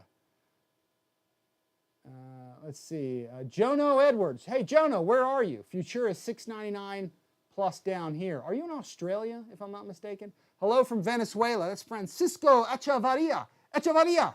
I had a student when I was flight instructing with the last name Echevarria. Let's see. Hello from Venezuela. I have FMS Futura. Purple version 1. I got the purple one too. That YouTube, that's still on my, my channel as well. So let's see. Mike Bird. We all got this since, yeah, okay, yeah. Yeah, there's some language there, but you know, I'll show it. Because, you know, hey, that's what it is. We all got this since F Brexit and LH is LH. Okay, yeah. Let's see. I'll show that. I don't care. Let's see. Yeah, here we go. Let me scroll to the bottom. I'm trying to keep up with the messages, so sometimes I get into the building of things. But yeah, guys, there's our tail. You can see that. That's a nice tail. That'll look good with a nice, probably red afterburner in there. I got one to show you, again, from 5280. I'm going to probably, I think that one fits in this, so I'll probably throw that in there. So that's slick, guys. And then this is about as simple as it gets to put a wing on. And I have extra screws. FMS gives you, they usually give you a few extra screws with everything. So I've got like 6 remaining here. I've got like 6 remaining screws and I only need 4. So when FMS makes a plane, guys, they actually give you usually a few spare screws. So I'll put those down in there. So carbon rod or fiberglass or carbon, I think it's fiberglass, but it's a thick stuff. This is tough. You just feed it right in here. If you have any hard time with this going in, just take some sandpaper and just put this on some sandpaper and turn it around and just round your corners and it'll go in easier. But there's no problem with this. This one fits right in. And in fact, I'm going to back off on the zoom if I can. No, that's full zoom out. Here, let me get down on this thing. I'm going to lower my table a little bit so you guys can really see what I'm doing here. All right, so here's the Futura, okay, with our carbon spar through here, and this is how easy it is to get our wing onto this thing. And this is the beauty. This is why FMS is kicking some butt, guys, is because they have these really nice wing connections. You can see how nice that goes in. I'm even going to zoom on that because it's worth seeing. These are nice plastic-to-plastic fittings. I'll get this where you all need to see it. And there's your single point connector right there with all the pins in it, okay? You just pop that into place, boom, you're done. So you just have to put the screws in from the underside. So what makes this nice is transport to the field and assembly at the field. It makes life so much easier with a single point connection, getting your wing off without having a bunch of wires. So, and I'll put the other side on as well. That goes right on. And there you go. Nice plastic-to-plastic contacts, and it's really nice. So I'm going to flip this around to get the screws on. In fact, what I'm going to do so I don't ding up these edges here is I put the canopy on. Let me latch that. Then I'll flip it over so my Ernst stand doesn't kind of ding up those corners. You got to be careful, guys, because these wings can fly off of there if you don't have them screwed in place. So let me see if I can get these in here, and I'm going to try to get this. I'm trying not to ding my rudder on the edge of the table either. So let me see if I can zoom just a little bit. I'm going to slightly move my camera a little bit so y'all can see that. Nice plastic-to-plastic fittings here, folks. You can see how nice these are. Now, when you tighten these, sometimes you need to push the wing in. See, like right here, I'm going to push the wing from the wingtip edge and put them on there. So I'm going to drop these in. 1, okay, 2, 2, okay, 3, and I got to wiggle the wing a little bit. 4. So, and then you start tightening it, and that's it. So you start this going. Start tightening these into place. And in fact, I'm going to do the other one first, okay, because I'm actually pushing on the end of the wing to get this in place to line it up. And I'm just doing this with my other hand, you know, my arm right here. I'm actually holding the wing and pushing in. So as I do that, it's nice and tight. If you have a little gap here, just push on it, okay, okay, and then it'll bring these two together and then tighten it. And that's what I like about FMS is they always have a really nice tight fit. Even if you got to squeeze it on a little bit, that's nice because it's a nice tight fit. So another way that I'll do this too, here I'll switch my view, is I'll literally have the plane here. I'll put my kind of belly on the wingtip because my belly's soft. So I can push on that and push these two together. And then I can tighten it. So, and that's a good way to kind of get it in place. And I'll show you the top view on that. Again, my belly's still on there, but you can see I got a little gap. I got a gap here and here. But if I'm pushing with my belly, I'm not harming it. I'm not really going to ding up the wingtip with that. And it distributes the load nicely. And you can get your screws on. So you tighten that. Plastic to plastic contacts here again, folks. So all four of these are good. Contacts are made. Let me check these upper ones. And that's it. You can see these are flush. Okay? Got nice flush fittings here, and we're good to go. So let me go back to our upper view. And there we go. So our Futura is really 100% done. 10 screws, 100% complete. Let me raise this up and you all can see it. And I'll see if I can get the landing gear down real quick. We'll throw a receiver in it here and go. So who else we got here? Anybody else new? Mike SSI is in the house. And ain't that slick, guys? Isn't that a nice machine? Gotta love this thing. Outstanding, man. I am digging the new look. Look at that coming at you. That's mean. Look at that. I'm hoping it howls like the old one, because the old one just howled like a banshee, man. It was cool. So very, very, very slick airplane. I gotta love this thing. Love Futura. So let me get this lined up. Let me get this on here. And then I'm gonna jump in here into the cockpit of this real fast. I'm gonna grab my servo tester out really quick because I want to see if I can just get the gear down on it quick, and then we'll throw a receiver in it. Let's see, do I have that servo tester? I'm not seeing it there. Oh, here it is. Let's see. Did I leave it plugged in? No. Okay, so what I'm going to do is just take my servo tester, and from our upper view, I have activated my whatchamacallit there, my singularity up top here. Let's see, and then I'm going to find, oh, they put an EC5. I didn't even mention that. They put an EC5 on here for the USA, so they got rid of I would imagine you guys will get one with an EC5 also instead of the, instead of the XT90. So it'll fit all my batteries now. Thank God. We can plug that right in now. I don't need an adapter. So, all right, I'm noticing here a couple guys, new guys on the screen coming in. We got Tug Hill RC. We got Andy Smith and Andrew Noonan. Looking good. Noonan. That sounds like Noonan. Caddyshack, if y'all remember that reference. No, it's Noonham. So, yeah, thanks for coming, guys. Let me plug this in. Let me find this is nice because look how cool. Yeah, this is great, man. I love this. Here, I'm going to show another top view. These are all your wire bundles, okay? So you got gear, S-bus PPM mode here, rudder, throttle, aileron, elevator, and flap. So these are all labeled, ready to put your receiver in, and the receiver can just go back here someplace. So I'm just going to plug in my gear. I'm assuming this is all plugged in the way it's supposed to be. So let's just kind of slap that in. I'll tighten these connections later because it kind of takes too much time, for the live show to kind of do all that stuff. So let's go with this. Let me get this probably where it ought to be. Let me flip this kind of over here. See if we can do this. See if we can do this first shot. I'll put that there carefully. That shouldn't ding anything up. Let me angle this just a bit. Yeah, we should be okay because I'm not being too harsh to it. Let's see if we get the wheels down first time. Ooh, there's our lights. We got flashing wingtip lights. You can see our flashing wingtip light down here. There we go. Let's cycle the gear and see what we got. There you go. That's FMS, baby, right out of the box. Let me see if I can put them back in. Very neat. Okay, works perfectly out of the box as expected. It doesn't always, but most of the time it does. Okay, so let's take a look. There's our retract. Let's check this out. This is our nose gear on this. Real impressive retract system overall. Okay, all aluminum, metal trunnion, spring-loaded door with just a little bar there that this thing runs into. There's your steering, which you do have, an easy connector right there to adjust your steering arm a bit.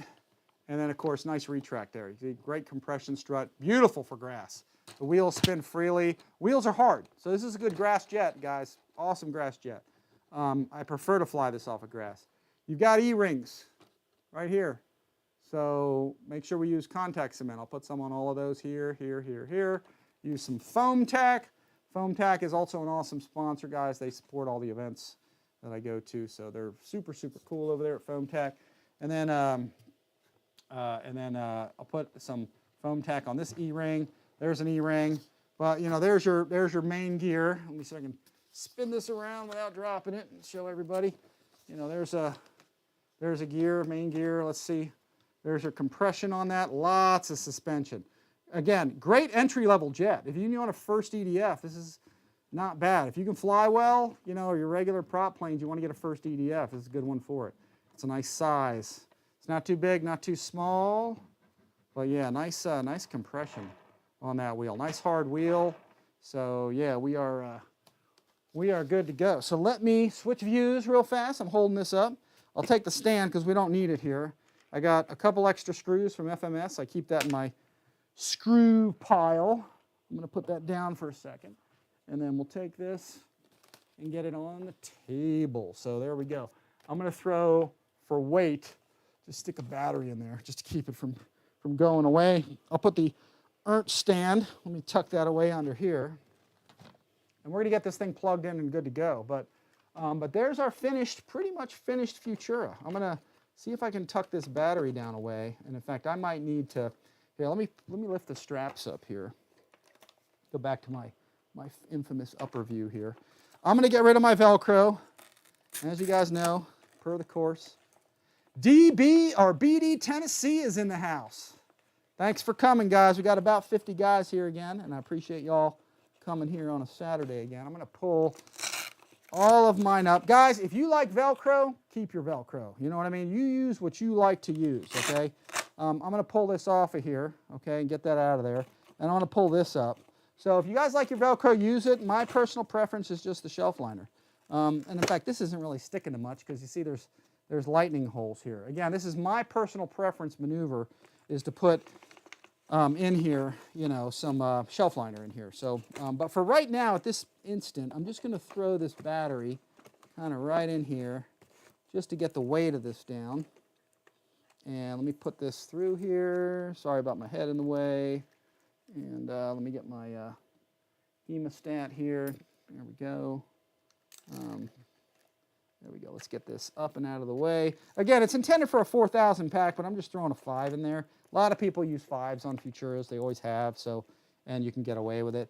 The newer 5,000 packs are so small and light nowadays that you can fly it on 5. So, but you can fly it on 33, 37 as long as the CG works out. All the way up to 5, or actually even higher if you got something that'll, you know, kind of fit nicely in there. So looks like they did a little canopy notch here. This is to make room for the battery. So if you line it up here like this, this is intended to just, you see how that battery lines up right around there? If you needed to, you probably can trim much more away if you need to. Remember, there's no pilot in here. Okay, so actually you could trim away as much of this as you want to make a battery fit. That's the beauty of it without a pilot. So, but you can see that that goes in there. Real nice. There we go. So outstanding. There it is, guys. Futura, baby. Futura V3. Let's see how that goes down. No, we'll go the other way. Yeah, baby. You zoom in. We're going to raise her on up. Yeah, you got to like that, man. Outstanding. Very, very cool. Let's see. Wreck'em Roy. I'm liking this one. Yeah, this one's a good one to like. I do like the color. And I like the gray canopy. Whoever had the idea on the gray canopy, that's pretty slick. I think that looks really, real sharp. So, again, V3, baby.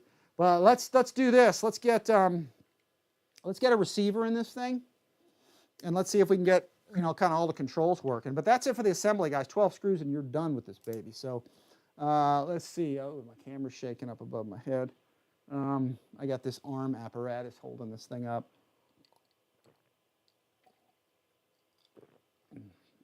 Jono, Mike, Tug, EQ, and Roy, what's happening? All right, we got 54 guys here. I've been eyeing this new Futura. See it in actual video. It looks great. Yeah, it's pretty awesome. And again, guys, if you hadn't just came in and hadn't seen it, I'm going to throw it up there again. Actually, it's already up there, guys. FMSmodel.com is now open. I'm making it large for everybody to see. You guys can go there and you can check it out. You can buy one, I think, right now. They're available. So this is not like, I'm not showing you this sort of for posterity. You guys can go directly to FMSmodel.com and order one of these babies. So here, I'll go to the home page. And, okay, there's the P-51s, which we'll have some videos out. Let me see, what's on the front page here? Number 1. 4th of July sale going on. And there it is, guys, the V3 Futura. It's right there, and you guys can order it now. So FMSmodel.com, I'm lost in the words there. FMSmodel.com is open for business, folks. So, you know, check it out. Oh, the site can't be reached. Did I just lose something? No. Oh, the site can't be reached. Let's see what's going down with that. What happened? Did I lose signal? No, we're still good, thank God. I thought I pulled a wire or something here. I was like, oops, I might have just wrecked something. So, all right, guys, FMS is open. You guys know it. You heard it here first. You can order your Futura. Here, let me click on it. Let me see if I can go right there. Yeah, there it is, guys. All there, ripe for the ordering. So I don't have, like I said, I'll have an affiliate link set up at some point. I don't think I have one. I don't have it set up yet, but you know, you guys can order the plane. You guys can get it now. And if there's a comment box, leave a comment box or something. I know they'll appreciate that. So, all right, let me shrink this. Let's get a receiver in here. FMSmodel.com is open, baby. There it is. We're going to put it right there in the corner. I'm doing some good screen manipulation right now. So let's see. I'll make that bigger. So, all right, let me put this over here. See if I got any questions from the people here. Everybody who's online. All right, let's see. 54 drooling blokes. Yeah, that's right. Everybody likes it. Yeah, a couple of coats of clear. Yeah, if you put some clear on it, it'll shine up. Yeah, you definitely can do that. Yeah, it'll shine. Let's see. Sorry, on my iPhone, didn't see it. Laugh out loud. Okay, FMS Models is open, baby. All right, here, let's get a receiver in this. I want to get this going. Now, I'm going to go around, like I said before, I'm going to go around to all of my E-links, E-clips later on my gear and put a dab of foam tack, okay, on all of that. So, but for now, I'm just going to kind of set this up to go. So, let me lower the table here because I want to get into the cockpit area here, the battery area. I'm probably going to bring my Ernst stand back because I don't want this thing flying off the table. So, I'm going to go to the upper view. Let me grab my stand here. Okay, here, and then I'm going to throw this underneath. Let me lift this up. Throw the Ernst stand back there. So the cool thing about this plane too is it's small enough, folks, where you know it is pretty easy to transport. But if you want to, you can pull the wings off easy. You know, as you just saw how easy they are to get on and off. I'm going to pull this off of here because I don't want to. You know what I'm going to do? I'm actually going to put my gear up while I get this thing kind of set up here. Let me throw this in place. I'm going to grab my gear wire once again out of here. Let me go to my top view. I'm just going to go to here, get my glasses on. There's my top view so everybody can see the cockpit interior there. I'm going to go back to gear. Let's plug that one in to my servo tester. And then let's go get my gear going up. Reason I'm doing that is because my gear door, oh shoot, wrong way. My gear door gets stuck on my Ernst stand when I do this, so I don't want to do it. And you got to be careful not to ding this. You can ding this on your stand kind of easy, so you want to sort of be careful with that. And I'm kind of, as I move it over, you can ding it when you got a battery in there. So let me kind of, I'm going to shift it all the way to the back of the stand. That's probably the best way to go here. And you guys can see the interior here pretty good, I think. Let me see if I can get that back without knocking this thing over here. So yeah, we're in there pretty good. So let me grab a receiver, and I'm going to go with one of these. I just got an orange receiver around. I got oranges and everything, so let's see. So let's get this here, and we're just going to plug in everything. So I am going to remove my throttle channel because I don't like, there's a throttle feature, guys, okay, in the reflex. So like if I were to get in on here, and you can use it if you want, okay? This is just a personal preference. In fact, you know what? I don't need to do any of that. I actually have a reflex to show you. Here's a V2 reflex, and you all can see right here. This is just the same one, but it actually provides pitch, roll, and yaw, and throttle, okay? It's got throttle on channel 3, okay? And I usually just pull that one out. You can see the missing space right there. There's a throttle correction when you're sort of in the, kind of like what they call the, I forgot what the mode, the safe mode or whatever it is, where what'll happen is if you get too nose low, or I can't remember, it'll add power.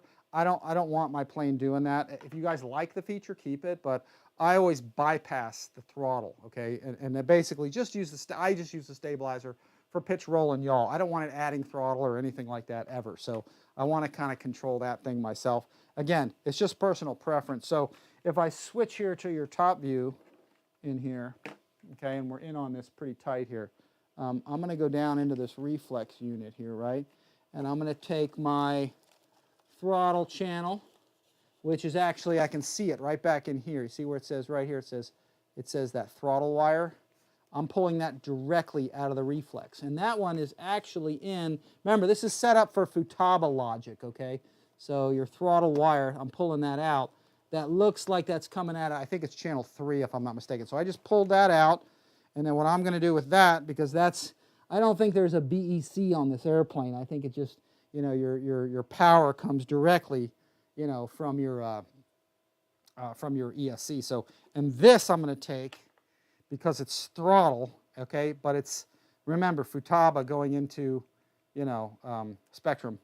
I'm going to put that into number 1. Throttle into, basically just think throttle into throttle, okay, is how you want to think about it. So I'm going to put that right on in there. Boom. So I took my throttle out of my reflex instead of running it through the reflex, because there's a throttle wire right here, if I'm not mistaken, okay, which is this one. Okay, actually, I'm sorry about that. It's actually this one here, number 3. Okay, this is, see, it even says throttle. I'm actually going to pull that one out. Okay, I don't want it in there because I don't want throttle control through the reflex. Again, personal preference, so you guys do it how you want to do it. Okay, so I'm going to get that in there. I'm going to go ahead and plug all these in. And there's a flap channel down here, so I'm going to pull that out. I'm going to put that into my aux 1. Which is pretty simple. And I'll tighten all my connections later. I can go through each one of these with a hobby knife later and get everything, you know, kind of where I want it. And I'll do that later on. And then let's see, S-bus and PPM mode. This is your mode control. This is how you control your reflex for stabilization off, or like what they call, well, it's not called a safe mode, but it's the same kind of thing. So either stabilization or safe. So I'm going to plug that into my aux 2, because 7 channels perfect for this plane, because you need a spare channel on this to operate that mode. And then let me go to the next one, which is right here. This is rudder. I'll just go right into 4, which is right there. I'm going to take my gear channel, which is somewhere around here. Let me grab these first. This one here, let's see if I can show you this. This is elevator. Let's get that in place right here. So I'm plugging that in. Hope you guys can see that. Yep. Get that in. There we go. Aileron. Let's get that aileron in there. Right there. There it is. I'm still watching messages. Jono is still there. What are you saying? Definitely Jono. All right, let's see. They started for a few minutes, then boom. You don't hear much about them anymore. Who's that? They started for a minute. I'm not sure what you're talking about. Let's see. Like to stop production altogether. These guys are talking about, oh, is that Dynam? Maybe you guys are talking about Dynam. Yeah, Dynam makes some okay stuff. I mean, you know, Dynam's got some stuff you got to correct and whatever, but they make decent stuff. Let's see. Gear. Let's see, go into there. All right, let's pop that into place. So there we go. Everything's plugged in. And I'm going to take this at some point. I will Velcro this probably inside, and I'll run an antenna here or run one here. I'll figure all that stuff out kind of later on, how I'm going to do that. And then I'll put my shelf liner down in there kind of later.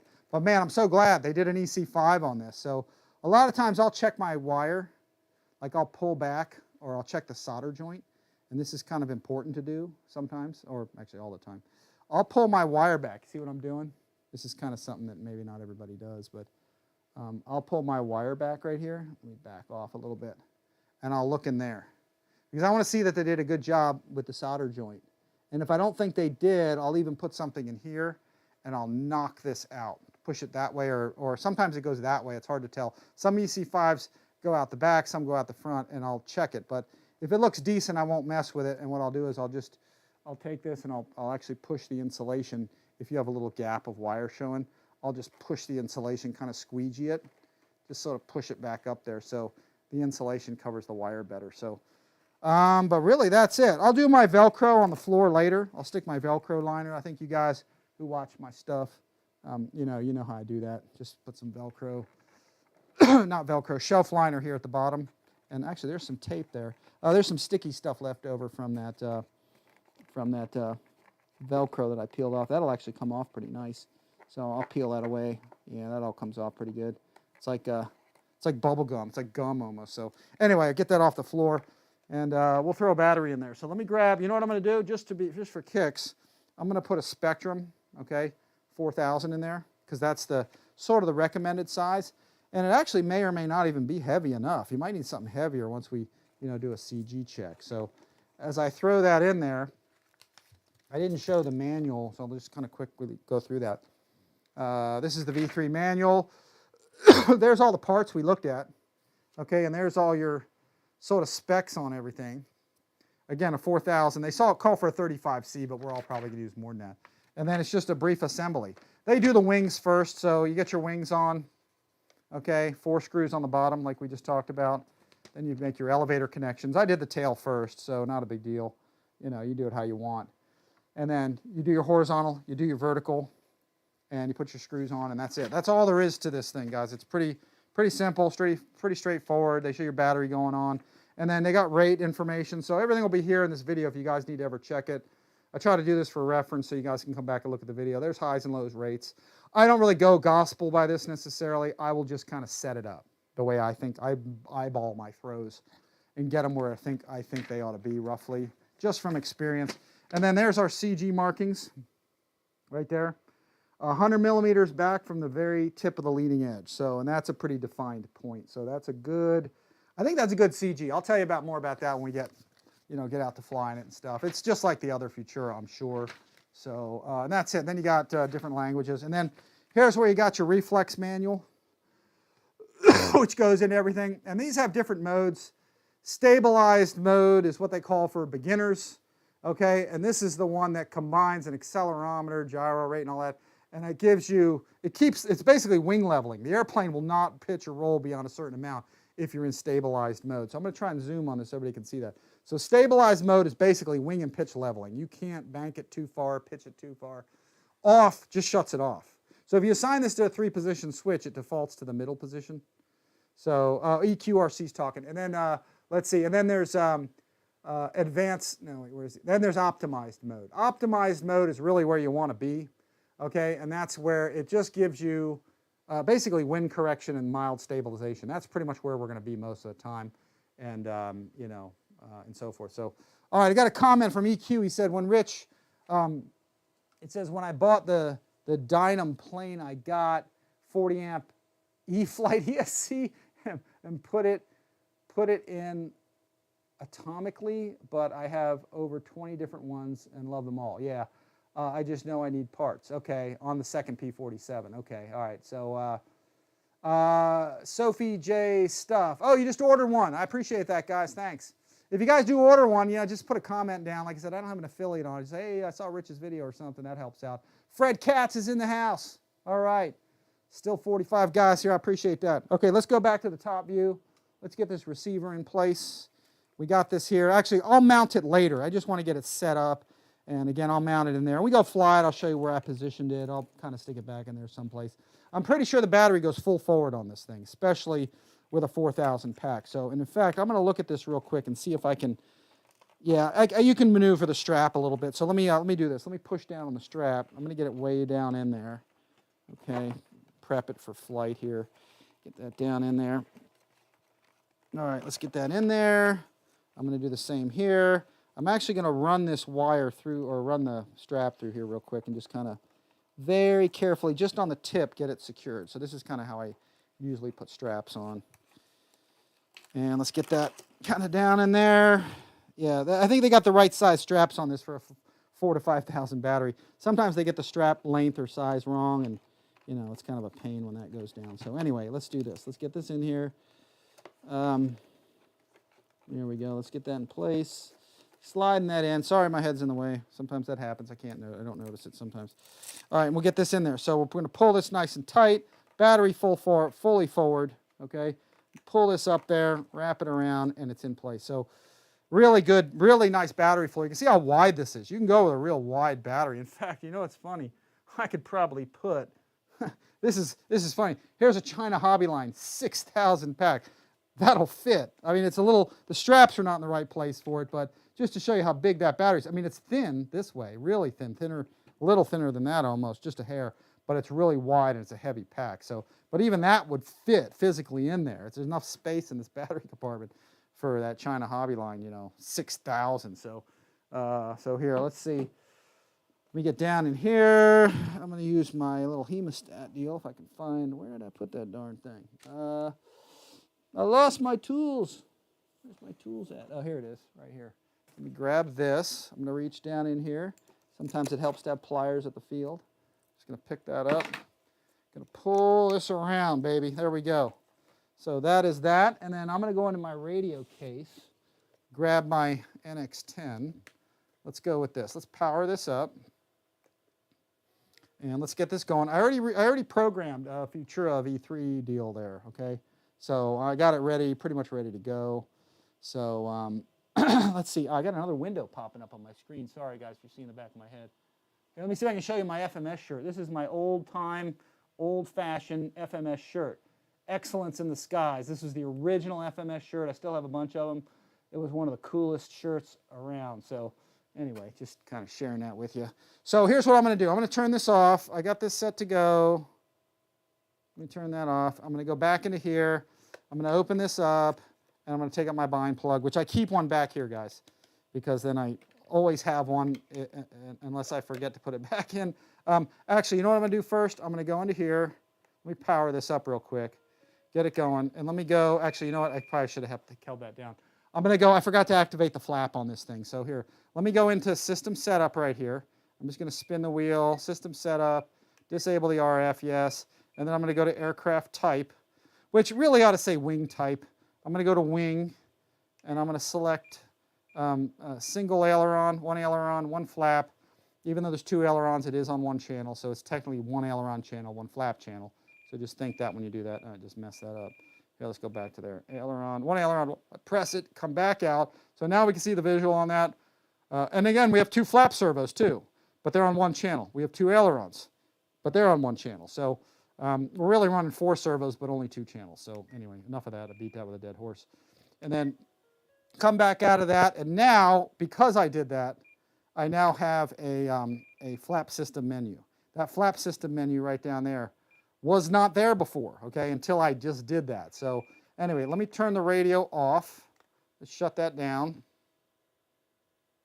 Let this thing close down. Let me zoom on out here for everybody. And I've got some receiver videos to do here later on too, for some Spectrum receiver videos and some other planes I'm going to do. So I'm going to take my bind plug it into the bind port. Here we go. And thank you, FMS, for using an EC5. You guys rock. You heard us. You heard the call. So I'm going to go ahead and plug this baby in, right? Okay. We got our flashing light right there. And I'm going to go ahead and I'm going to push my bind button, and I'm going to press and hold my button. Okay. And you got to hold it kind of far away. So I'm going to move it away. I'm holding it far away. And it says bind complete. There we go. So everything's kind of initializing and all that. So let me get the plane level real fast. Let me pull the bind plug out. Let's do that. I'm going to yank that out. First thing I'm going to do with the bind plug, guess what? Put it back in the radio so I don't forget it, so I don't lose it. So anyway, that's back in. So we're good to go. Close that up. Now I have it back again. So make sure everything's working. So what I'm going to do is first thing I'm going to do before I do anything really is just unplug it again. Okay. and then see if I can get it to make sure it's binding up okay. Because I see my light there. I'm just going to plug it right in and make sure it does bind properly without the bind plug. So, shoot, hang on. It's kind of hard to get that. There we go. And then make sure it binds. And it looks like it is. All my flight controls should cycle.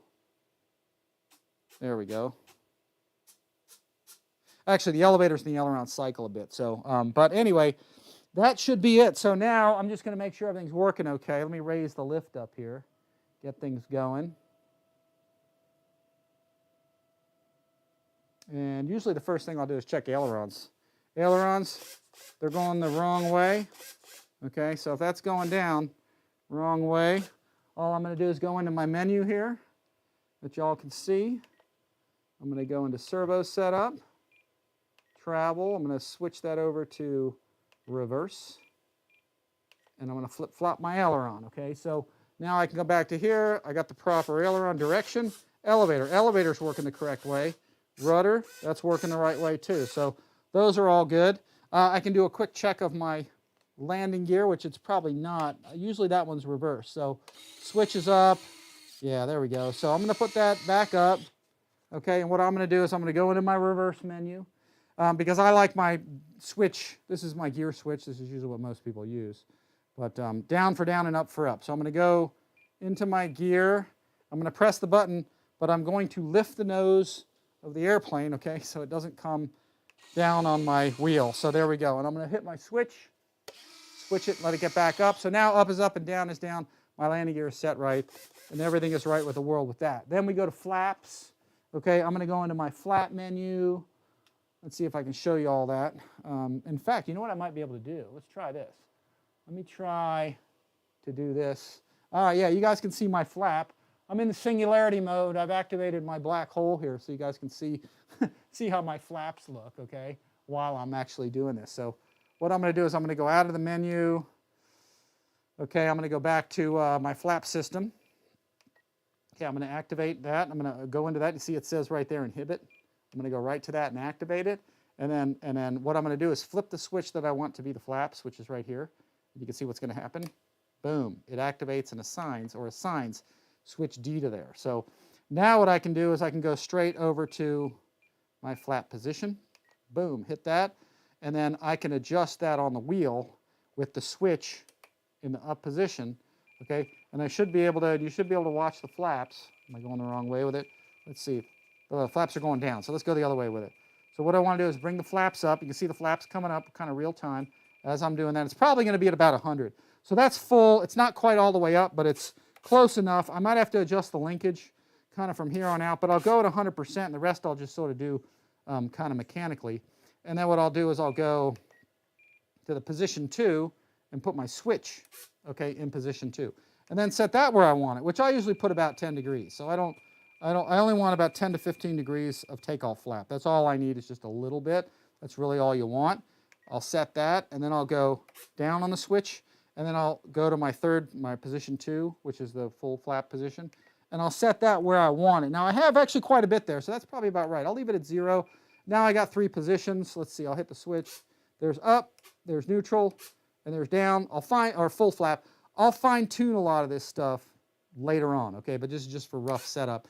And then the last thing I'll do with the menu here is I'll go all the way down to my speed right there. I don't know what linked means. That's a new thing probably from my last update. And I'll go down to about 2 seconds. Usually 2 to 3 is good.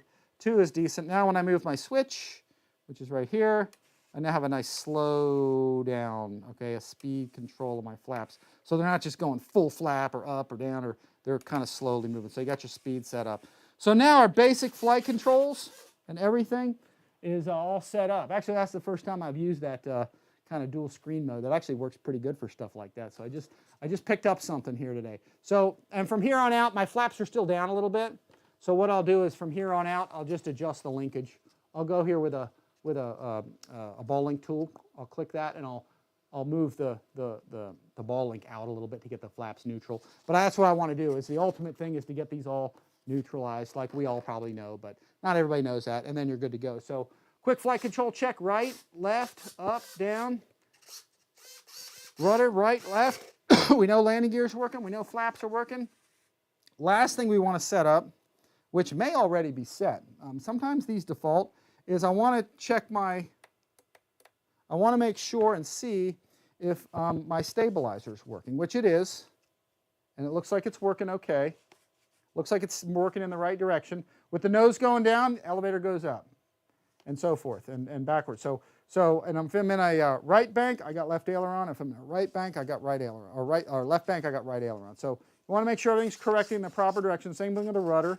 As I move the nose right, I get left rudder, and right, left rudder. So opposite. Everything's moving opposite, and everything's working okay. But do I have it in stabilized mode? So let me see.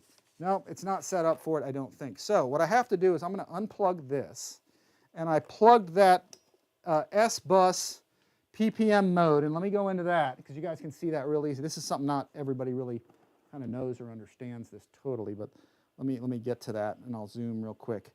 Any of these reflexes, folks, have this, okay, and I'll show it right here. It's called, let me see if I can get it straight here. It's called S-Bus PPM mode, okay? And I think it means it's either S-Bus or you're using, I don't know what PPM, or mode. And this means the mode, I believe, is what that means. The mode of your gyro. So do you want it, or stabilizer, do you want it on, do you want it off, or do you want it in, or do you want it stabilized, optimized, like we looked at the manual?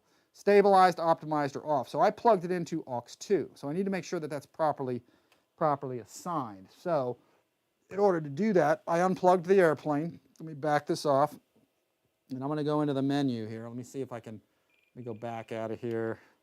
Let's see if I can get into, I'm trying to remember where that was. Is that, let me see if I can find that analog switch setup. No, I think it's, actually I got to go out of here. I got to go into system setup, I think, out of here. And then we're going to go into, I think it's channel assigned. So let's see, aux7 is 2. Hang on, do I got to go to that or the second page? aux2 is aux2. No, maybe it was back one. aux2 is, oh no, I got to assign the switch. That's right. So aux2, I want that to be what I'm going to set mine up as is I want aux2, okay? If possible, if you have a 3-position switch, this is the one I want to use. So I'm going to assign that, and by highlighting it, pressing, and that goes to, it tells you it's LLV, I'm not sure which one that is. Now that it's highlighted in black, okay, now I'm going to take this switch and flick it, okay. Now it just assigned, as you can see, it assigned it to E. Now I'm going to push that button again, the roller wheel, boom, assign it to E. Now it should be on this switch, it should be assigned that. So I took my auxiliary 2 in a nutshell and assigned it to the switch that I wanted it to be because I plugged aux2, okay, the mode thing, the mode wire, okay, into the aux2 port. So now it should be assigned properly. So now what we're going to do is we are going to plug this all back in, just real quick, and let's see what we got. So I'm going to go here, I'm going to plug this in, and let's see if our mode, gyro mode or stabilizer mode is working okay. Give it a second. Ailerons and elevator are going to move.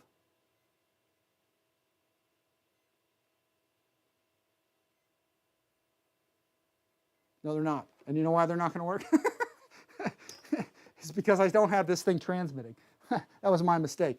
You got to come out of the menu. Sorry about that. I was getting way ahead of myself. Come out of the menu, okay? Go back to main screen, boom, and then this light comes on, so now it's transmitting. It just wasn't transmitting. All right, so I missed a step. All right, let's see. Let's plug that back in there. Happens to everybody. Plug that back in. And everything should work. Ailerons, elevator. Elevator. Okay, and that's all you see. I don't think you see the rudder. I think it's just for the reflex. You see the ailerons move a bit. You see the rudders move a bit. Now it's initialized. So in the middle mode here, the middle switch, which we just assigned, if I put it in the middle position, okay, I should have nothing. No stabilization, nothing's moving. So now I'm just flying it cold without the gyro, which is nice. If I put it in the up position, I should hear a little twitch, usually of the elevator. Yeah, you hear it. Because it's now in stabilized mode, it's trying to correct for everything. Now when I pitch up, you can see that elevator's fully deflected, or almost fully. The more I pitch up, it's fully. Same thing when I go down. When I go down, or nose up, I should say, the elevator's down and it's staying down. Same thing with the rudder. As I turn it, it's staying deflected. So that's in our stabilized mode. Same thing with the ailerons. When I bank, you see the ailerons are staying deflected. Okay, it's trying to level the airplane is what it's trying to do. Okay, same thing. So, and that's in the up position, and that's how it defaults on this. So when I push it all the way down to the bottom, okay, now it's going to stabilize the way we want. Wind correction, it's going to, as I stabilize the ailerons, they'll pretty much return to normal again. Okay, they're not going to overcorrect. Okay, same thing. So this is the mode I'll fly in the most. So just to recap, okay, after assigning this 3-position switch, you have to see which mode it's in. And the way that this is all working is again, in the middle position here, no stabilization. Up is maximum stabilization. That's the way I look at it, where it's going to wing level and pitch level. It's going to limit your pitch and limit your roll. And then all the way down, okay, to the bottom position, is the what they call the optimized mode, which is wind correction. That's mostly where you're probably going to fly this thing at. So anyway, that's the default positions. You can go into your reverse menu, I think, and reverse all this. If you only have a 2-position switch on your radio, I don't remember which it uses. I think it uses like optimized and stabilized mode or something like that. And then if you don't have it assigned to any switch, I think it just stays in the what they call the optimized mode, which is just wind correction and stuff. So you have up to 3 modes with the reflex if you have a 3-position switch. If you only have a 2, it only uses 2 modes. If you don't have any, it just stays in optimized. So, and the interesting thing is you don't have to up your throttle past 25% or something like you do with Spectrum. It will actually just come on. So stabilize works all the time. You don't have to come up to a throttle setting. Notice I haven't added any throttle. In fact, let's see. Yeah, there's our throttle. Now, the interesting thing about before you calibrate, this is interesting. If you go here before you calibrate your throttle, as I advance the throttle, notice I'm not getting anything until there, okay? Now it comes on. That's because the speed controller hasn't really recognized the full range of this throttle yet. It's got a dead band down here and maybe at the top. So I may not develop full thrust. I'm probably not going to have a real good throttle range and all that kind of stuff. So you want to calibrate the throttle. And that's pretty simple to do, as you guys may know. And if you don't, all we're going to do is unplug this thing. We're going to take our throttle and we're going to go full throttle. Okay, we're going to leave it all the way at the maximum amount. Okay, full throttle. Then holding the airplane, which I'm going to stand in front of it. I've never had one take off. Honestly, really, I never have. But I usually hold it just in case. So we plug this in. Let me get this plugged in. Shoot, it's not going in all the way. There we go. Wait for a few beeps and then bring it back to idle. Then you get multiple beeps. Now the throttle's calibrated, and you'll notice now what will happen is when I advance the throttle, it comes on right away. I don't have to move it much at all. So now I've calibrated the maximum range with the speed controller from bottom to top. You notice it comes on a lot earlier now, and that gives you smoother control. So the last thing you want to do, or actually probably the first thing I should have done, because I did do that in backwards because I was just pumped to do this. Go to throttle cut, okay? Activate that or light it up, press it, and see where it is. It looks like it's on inhibit right now. But what I'm going to do is I'm going to assign it to my red switch right here, which I do on every airplane, and that's why I put my, my red heat shrink tube around it. So as I flip that switch, let me see if I can show both at the same time. Notice as I do that, it assigned it right there to switch, I think that's B, if I'm not mistaken. I can't tell because I don't have my glasses. Let me see. Yeah, no, sorry, G. That's the G switch. So this is what I use as my throttle kill. So once I've done that, I'll go ahead and I'll press it, okay? And then I'll go to these things, and what I'll do is I take position 2. This is what I do. I make that one white.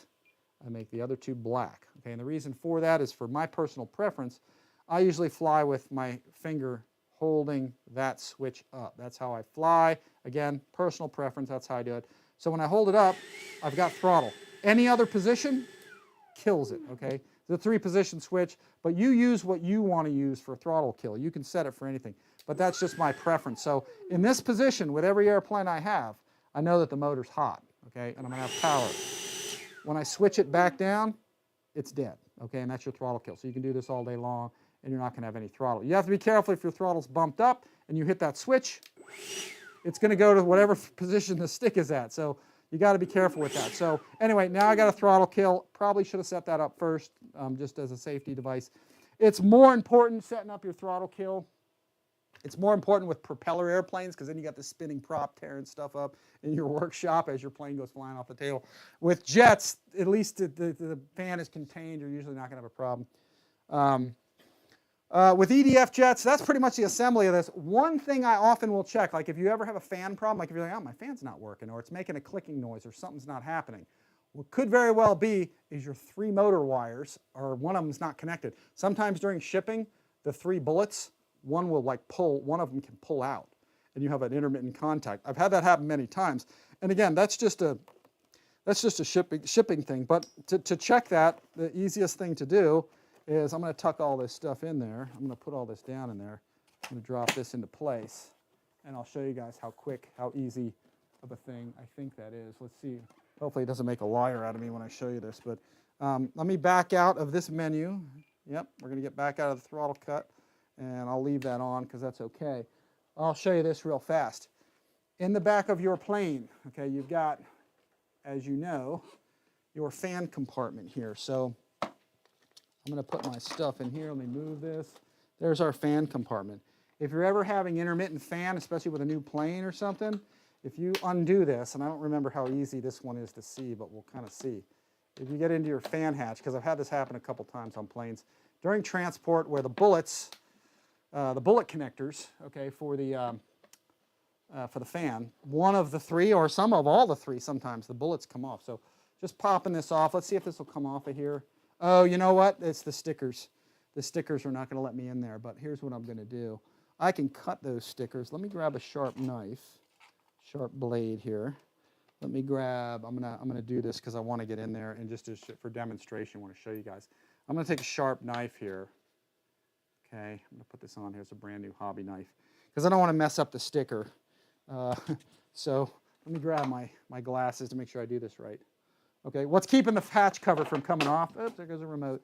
What's keeping my hatch cover from coming off is this sticker. So what I'm going to do is just very carefully just cut a nice cut in it. Okay, I'm going to do the same thing here. And when you do have to access your hatch, this is what you'll probably have to do, is just cut through that sticker, which they did not do. So now this half will come off.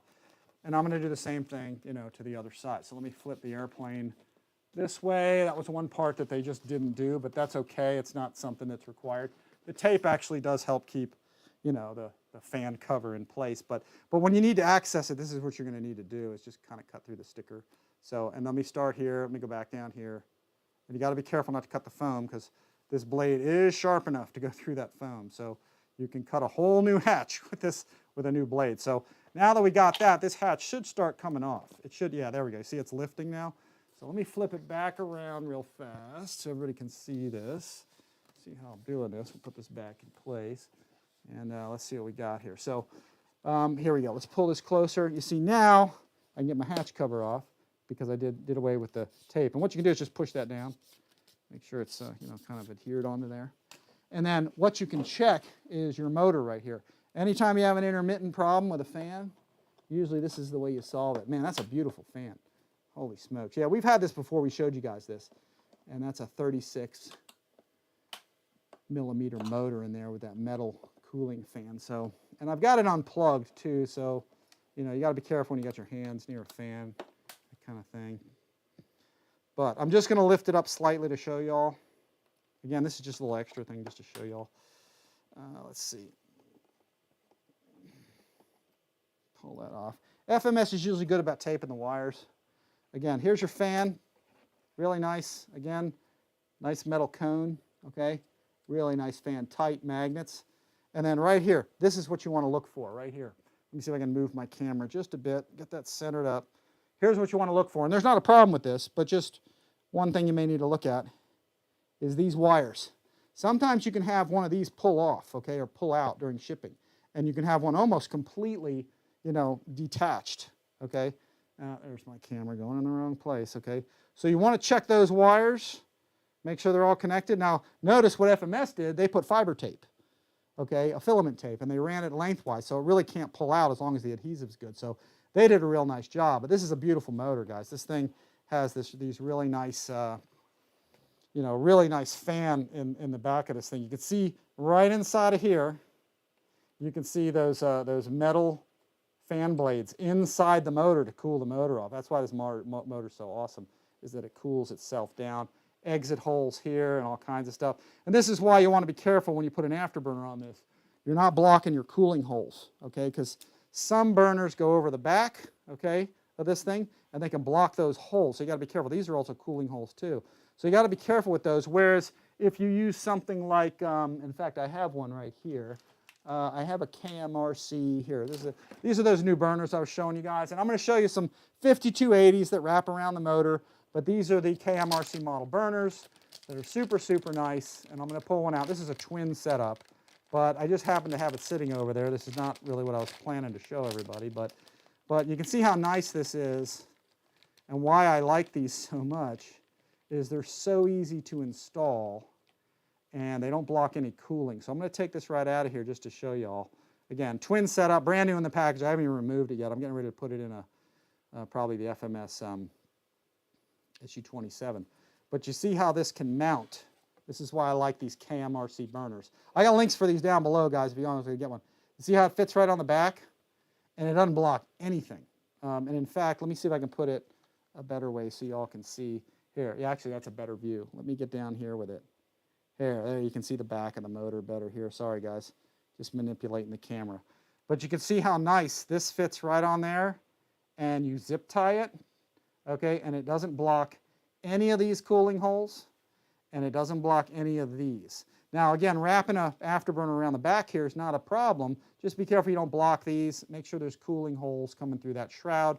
But KMRC burners, the beauty is it doesn't block any holes. And you add a zip tie right there, you add a zip tie right there, and you know, you're good to go. So really sweet. Again, that's why I'm liking these KMs. They're really, really nice for that. So let me get this back in place. Our wires are good. Again, nothing's exposed here, but if you have one pulling out, if your motor's not working, you're wondering why, it's probably one of these wires that pulled out. I had that happen to me actually at Joe Knoll. I remember when I first brought out the very first BAE Hawk, my motor wasn't working. I'm like, great, right out of the box, brand new motor, all this stuff messed up. But when I took the fan out, that's when I noticed the wires were coming out. So it's kind of like from experience, you kind of pick this stuff up, and it's just a simple thing as during shipping, the wire pulled out, or the tape just wasn't quite put on right or something, or who knows. But anyway, so it was a simple fix. It wasn't a big deal. So, this is something you can check before sending your model back or calling and saying, hey, my motor's not working. Just check that stuff and you're like, oh, a connection came off during shipping or something. Because remember, these things are on boats for a long time, and it takes sometimes a while to get them over here. Let me see if I can get this done quick. Get this back in position. Get that on there. Again, this is just a little show and tell, kind of help you all out. Let me get this in place. All right, let's see, get that going down there. So, again, what is it? The fire booties and the 5280 RC burners. Just be careful you're not blocking the holes, but they'll fit there fine, not a problem. Just make sure you don't block any of that stuff. And with the KMRC, you don't even need to worry about it. You're not going to block anything. So it's nice to have a lot of options, a lot of different burners. And the KM is a very basic burner, but it gets the job done. And with like 5280, he's got some fancy effects that you may want to have a wraparound burner to have the effects. So, it's all personal preference and all what you like. So let's get the hatch cover back on. Let me just zoom out a little bit. Get that back in place. Everything should fit snug. Everything's perfectly flush and nice. So, and that's it. Just a little extra to show you guys while we're here. Might as well show it to you. So let's see. What are we looking at? It's 4:13, so we've been doing this for about a little over 2 hours, so we're doing good. Good on time, got a lot done. And here, let's see. Get that tightened up. And that is it, guys. Let's get back to our regularly scheduled view here. And that is it. We're going to get the gear down on this baby. We're going to look at this. I can't wait to get a burner in this. And I think I'm going to do some kind of landing lights on the wing. So that's something I need to see if I get FMS, get some lights from them to put on this thing. Let me get, okay, my radio's on. Let me plug in. Again, I'll mount the receiver later, and I'll get my shelf liner in there later. I have to do that right now. I don't want to bore you guys. I'll probably watch little videos or something after this. Let me see. Get this thing plugged in. place. There we go. Let it initialize. Keep the wings level, don't touch it. So your ailerons flex, move a little bit, and then the elevator goes, and then your initialize. Stabilization should be working. You can hear it.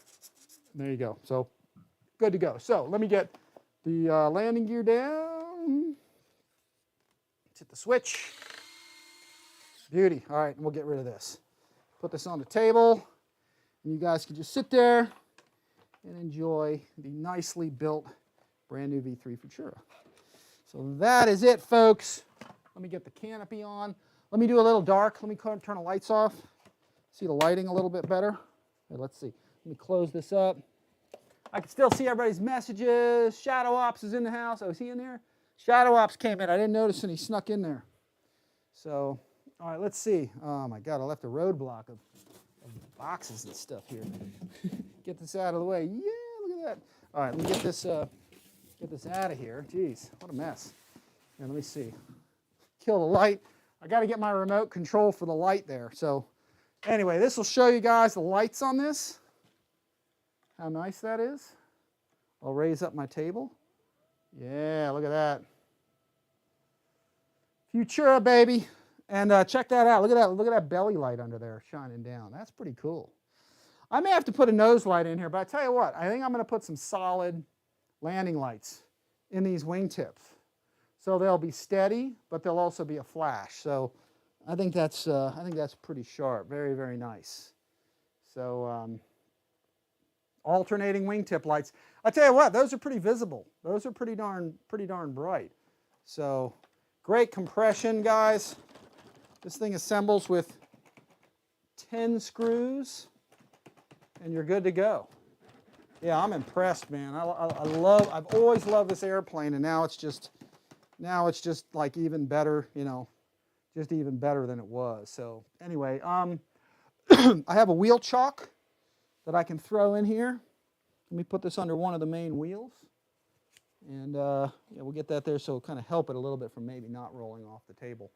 But any questions anybody has, you know, Mike Kennedy is in the house. He's someone new here. I hadn't acknowledged him because I wasn't looking. George Manuel is in here. That's some good tips. Yeah, just always trying to give you tips, guys. Remember, my channel is information. I'm really not here to sell you planes, okay? So hopefully the info I show you, you know, maybe you get one and use my link. It supports me. But, you know, I'm really trying to pass on knowledge and stuff and, you know, show you some tips and things that I've picked up over the years so you guys can pass them on to others. So, but, yeah, I'm digging this. They've done such a nice job on this thing. Let's see. Robert Jackson says, enjoying the show.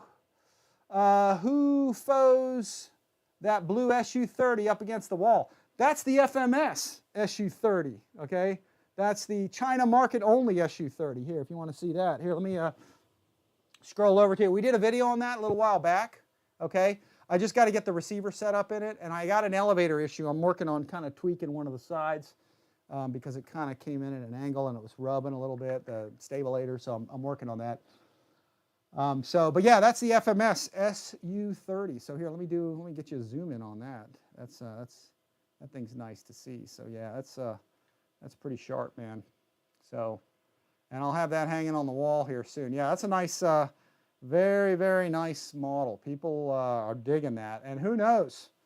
Maybe we'll be able to get that at the FMS website. I've been pushing for that. Okay, I've been trying to get you guys, you know, hooked up with some of these things, and that's what I'm working on is maybe getting some of these China-only versions for sale here. I've been hoping to try to do that for everybody or get that, talking the factory into doing it. I don't have control over that, you know, but I can suggest it. So it's just kind of what I kind of like to do. So like the P-51s, guys, that are on the website, FMSmodel.com is open, you know.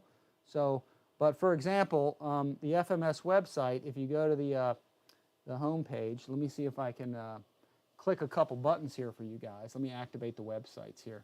Again, FMS model is open, guys. So you can order a Futura now, you know. Let me go here, and let me go to, which is this? There we go. The P-51s, guys, these pilot choices, I'm going to take a little credit for that, but this is an example where when the first Strega came out years ago, which you guys probably know this or whatever, but you know, they only had a Strega. And then later, last year, I think it was, they came out with the Dago Red. And that's when I talked to the factory. I said, why don't we just, can't you make 4 or 5 or 6 of them at a time, different paint jobs, because people are going to love that. So, you know, and the owner was like, I love that idea, we're going to do it. And so I'll take a little credit for it. I brought you these 4 airplanes, or asked them to make them. I don't have any money tied up in it. I'm not producing them or anything. But I just threw that at them, and they're like, man, great idea. And that's why they made these Mustangs, so we can all race them together. I'm still trying to get footage of it because it's been raining or I've been working, and it's hard to get 4 guys together to fly these things. But we're going to get you some video of all that stuff. So guys, FMS Models is open, so check it out. You can get a Futura, like I said, right now if you want one. They're available. FMS is killing it in the car department. But again, there's your Futura V3. It is available, so you know, check it out, and you know, you can have one now if you want one. So anyway, it's a nice thing, guys. FMS is back, baby. FMS is back. So let me close this window down so I can see y'all's comments, because I don't really see them right now. Let me back off this. See if anybody else has questions and stuff. But slick jet, folks. Yeah, the orientation of the LED on the bottom is nice. And the cool thing is as you approach the ground, you know, if you're flying in dusk, the beauty about that is as you come down to land, look at my table. The table lights up. It actually is a Cree light, I believe. It's a beam light. And it actually has a dome around it. So here, check it out. It's like, here, let me get you this view. It's actually a round dome. That's how bright that light is. But it lights up the ground as you're in the flare. So, and again, here's your wingtip. They painted the tip lens, so it's beautiful. Did a nice job there. Let's get a look at the green one. Yeah, there's your green one. Super bright. That's just jacking with my camera's auto feature. Yeah, it definitely doesn't like that. So let me activate the singularity again. This is going to look good, guys, with a red afterburner, 5280 RC. Probably putting a red burner in the back to light that up. And I'm going to see if I can get some wingtip lights, you know, in this thing to get it, you know, get it fully kind of lit up all the way around. So I might do some others though, because this is such a nice model. So let's see. Just ordered Miss America from Fair RC. Oh, hey, thanks, Ray, for you know, using my link there. If you did, appreciate that. Shouldn't we wait until the affiliate link? Well, you can, but you know what? Don't wait for that. Just, you know, just get it. I mean, that helps me out. It supports it. But you know what? If you leave a little comment in there and tell them that you got it because of my channel, that helps out. The money is not, again, not my thing, really. I mean, it's nice to get it, but and when you guys use the links, again, it supports my channel, but I don't push for that. I'm not going to say don't buy it until I have a link or something. Just get it when you need to. My camera light on is automatically coming on here. So, but yeah, I mean, I'll have an affiliate link for it here.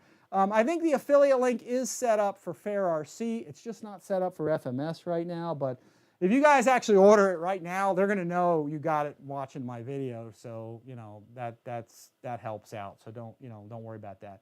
I'd rather you guys get it because they're probably these are probably going to sell out pretty quick. So you know, you might as well get it when you can get it. And like I said, if there is any comment there, just say, hey, I watched Rich's video and got the plane, and that'll probably suffice. So it's not a big deal. I'd rather you guys get it while it's available. Because remember, guys, shipping containers and stuff are expensive. A lot of this stuff's hard to come by now. So when it's available, you got to get it, or you're waiting a couple months for like the next container to come. So yeah, just get it. So let's see.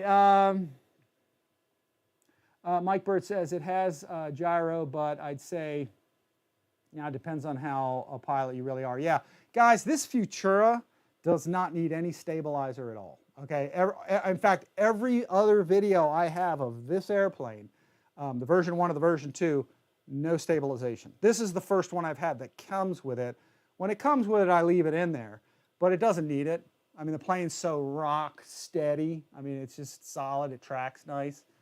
So, Robert Jackson, thanks for showing us all the special SU-30. I'll go search for it, your build video. Yeah, I got it. Yeah, just check it out. It was one of my more recent videos, so yeah, check it out. Yeah, the FMS Power Wagon is cool. That's neat. Where'd you get that F4 Phantom? Oh, the one on the ceiling behind me? Yeah, I did a video of this one a while back. This is the China-only Phantom as well. That is in the Coral Sea, USS Enterprise paint job. The other one's the Coral Sea. So yeah, that's a brand new plane too. I got to put a receiver and get it out there and fly. So did a video on that a while back. Did an unboxing not long ago. The V2 Blue was good plane, and this VC is a whole new level. V3, yeah, it is a new level. Yeah, it is, you know, again, it's about the same plane, but they did change stuff. They got the lights they added to it. It is a new paint job. It's the 2000 kV 36 millimeter bigger motor. And they've refined a few things on it. Probably some stuff I hadn't even noticed yet. So, but very, very cool. I'm liking it. I want some landing lights in these wingtips, though. I'm going to see if I can put some Cree lights pointing forward. Okay, so you can see bright with flashing as it's going. And then maybe even stick a nose gear light on there. But I tell you what, that bottom light really, look at this, look how bright that thing is. I mean, that's cool. So, but yeah, super nice. Great grass jet, great beginner jet to advanced jet. I mean, it's beginner to advanced for sure. So, you know, let me see. Oh, I hit my stick back there. Sorry about that, my bad. All right, let me see. And of course, fan sounds great. If I throttle up too much, I'm going to knock something over there, so I can't really do that. But all in all, super nice model, folks. Let me go throw my lights on. That's the one thing I still haven't gotten a remote control for. That's just all I need is like another remote, you know. So, but we'll get that up and going. All right, lights on, baby. So super nice, man. Digging this. Try not to roll it off the table here. Yeah, we'll get this out there ASAP. Get it going. Show it all to you. Oh, see, I'm going to lose it right there. No. All right, we'll get that back on there. But sharp plane. From any angle, it's cool. It does good inverted flight. Real nice inverted flight. It does super nice knife edge. So even though I'm not a major knife edge flyer all the time, it does it. It does it well. So new canopy latch, too. So let's see. David Harrington is in the house, too. Where'd you get the F4? Oh, he already asked that question. I already answered that. Yeah, let's see. Jono Edwards, great show. Thank you, man. Great. Learned a lot. Thank you. Yeah, watch it. Like I said, there's a lot of reference stuff in there. That's why I take video of the instruction manual in case anybody needs to go, hey, what was that CG? You could always go to my video and just kind of scroll through the progress bar and stuff. And yeah, we're good to go. So couple things to note again, guys. Again, FMS model is open. There it is.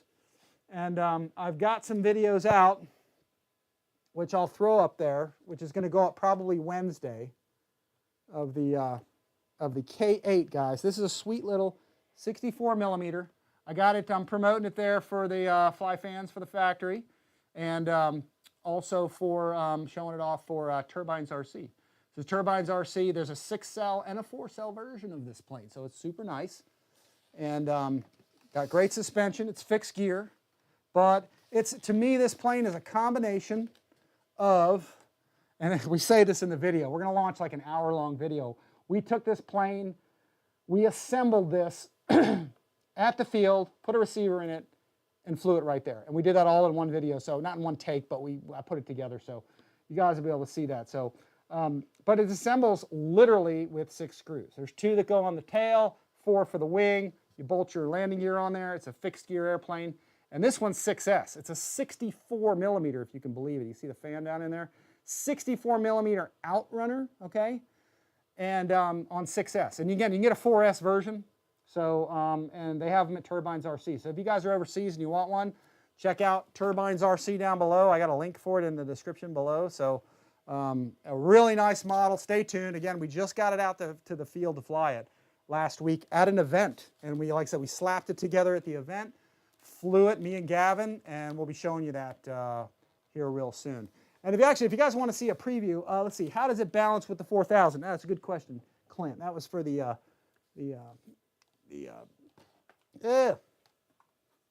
Futura. Here, let's see how it balances. That's a good question. Let me go to my upper view here. Let me see if I can get this on the wing. Here's your wing.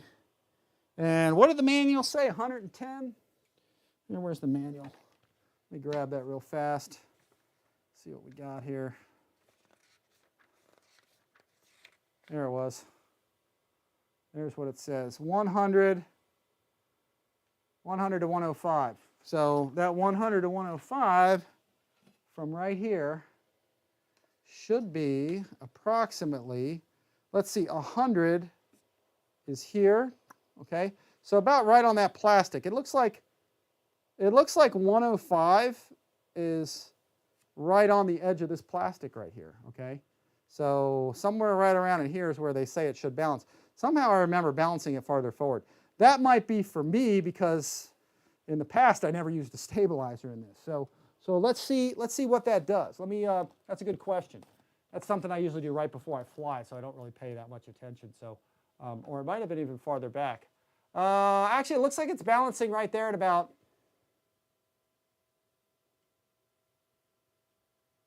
that looks like that's maybe 110, maybe 110, 115, so it's actually a bit farther aft, so it might actually need the 5. And I remember flying this mostly with the 5S or 4. Yeah, I think I did use a 4.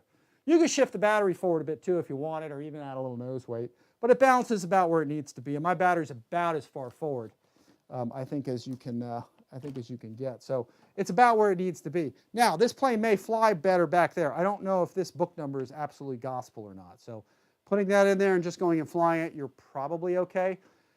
And you're especially probably okay because it's got a stabilizer in it. So if the stabilization is on, even if you have an aft CG, it'll kind of null that out. When you have a farther aft CG, the advantage of that is the plane is faster, but it's also less stable, especially in pitch and roll. So if you take off and it's pitching or it's rolling or whatever, it's instability, CG has to come back. But with the stabilizer, that will mask some of that, and it won't be as much of an issue. And even with an aft CG, you can fly it because the computer in there is basically correcting, and it fixes that, and you may not notice it. So you'll notice that when the flight stabilizer is off in the middle position, okay? And that's where you'll notice if it's pitching up and down or rolling, it's unstable, then it's a CG issue. So turning on the flight stabilizer often can just fix that, or resolve that. So let's see, Clint Dodds, you got your answer there. Let's see, awesome, Rich, looking forward to the final mods. Yeah, there's really not going to be any mods on this other than just shifting the battery. Oh yeah, and the lights, I know what you're saying, yeah. I'm going to get that burner in there. In fact, I might do that. Actually, next weekend I got stuff going on, but I might actually throw, somebody's in there putting some stuff on there. Messages are coming across from somebody who's not supposed to be doing what they're doing. Yeah, let's report. I'm going to report them. They're getting reported. I actually saw that coming across, isn't it? Yeah, let's do that. Yeah, let's block those people. Boom. Let's see if we find all right, there we go. Community guidelines. Oh, there's another one. All right, let's see that. It's probably one of my competitors. All right, let's see. Let's do another report of that. There we go. Boom, gone. You're out of here. I'm going to have to give somebody a wrench. I haven't given anybody a wrench yet. Does anybody want to be a moderator so that if you find this stuff, you guys can kind of report this stuff? Let me know if somebody wants to be a moderator. I can make somebody a moderator. Here, let's get rid of that. Actually, I was trying to see if Mike Bird wanted to do it because I know he's here a lot. Mike's always often in the house. So I might make somebody, one or two guys, a moderator. So when somebody throws stupid things like that up there, then they can just delete it out. Because sometimes I don't notice it. I just happen to notice that pretty quick. All right, let's see. Let me see something. Somebody said, let's see. The V1 and V2 required surgery to the something. I'm not sure what you said. Guniac Fire, sheesh, those same ones jumped on mine too. Yeah, it's probably Ryan. No, I'm kidding. It's probably one of the other guys who's like, we're going to throw all that stuff on there, yeah. I remember one time EQ and somebody was doing that. He's like, Ryan, get off the channel, so no, but I'm messing around. I don't think he would do, I don't really think he's really doing that, but it's probably somebody else who does a YouTube channel or something, who knows. So let's see. BC Flyer 99 said the canopy to make the lipo fit. Yeah, I think it needed some trim in the initial one, and that was here. Okay, that was cut in here. This little notch deal right here. You can see this is to fit, the battery. So you see the battery here. I'll show you. Like the battery kind of sticks up right here. Okay, that little edge, and that's why they put that little notch there. So, and the thing is even if you put a taller battery or bigger battery, you can trim this further. Remember, there's no pilot in here. In the old days, there was a pilot. They took the pilot out, which kind of lowered the cost a little bit. It makes it look a little sportier like this, but the nice thing is you could trim into this deeper if you need to make that accommodate that battery, because there's nothing in here you need to worry about. So yeah, you can use a taller battery kind of with this newer version. Let me lift that camera up out of the way there. I feel like I'm at a dentist office with that thing sometimes. All right, let's see. All right, but that is it. We are good to go. So let's see. Oh, Ray just said he just reported them. Yeah, I appreciate that. Yeah, Ray just sent me over some nozzles for my my Rafale and some burners and stuff to show you guys. So we'll be getting to that here. Dennis Matovich, nice setup for FPV. Yeah, I mean, you can. The thing is this is plastic.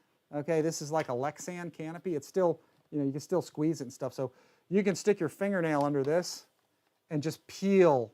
You know, you can peel that off and just get this off, and then you'll just have the foam, you know, kind of canopy tray, and then you can get FPV in there. So you can do, you know, you can do whatever you want. There's a lot of modifications to this, and you maybe, I don't know, you might be. I think you can buy the canopy separate. So if you need a spare canopy, you know, you can get a spare canopy to kind of hack up and stuff. So I think they just search for live streams. Yeah, it could be anybody. I'm just making a joke. I'm just messing around. System is idle. All right, let's see. One more thing I was going to note, and it was something else I talked about before, is that I do believe, if I'm not mistaken, that my elevator servos here, you know, I'll zoom in. If you look at the horn, okay, the horn, the Z-bend, is in that farthest out hole. I'm pretty sure on my other Futuras, I'll set that up later, that I moved it in like 2 holes, at least one, if not 2 holes in or something, because you just don't need all that movement in there. It's not a 3D plane. And then when you move it in a couple holes, then you can keep your travel at like 100%. Otherwise, on that outer hole, a lot of times you got to dial your travel down to like 50%, and then you're killing all your resolution. So you want to fly with your controls, you know, as close to 100 as you can without going below. You can go below a little. At 70%, it's not a big deal. I fly a lot of planes at 70. And I'm noticing same thing on these ailerons. If you guys notice the aileron horn, that's on the farthest out hole. I'm pretty sure I'm probably going to move those in a hole, and I'll talk about that when I fly it. I'll go look at my other Futura, and I'm pretty sure I moved all those in a couple holes.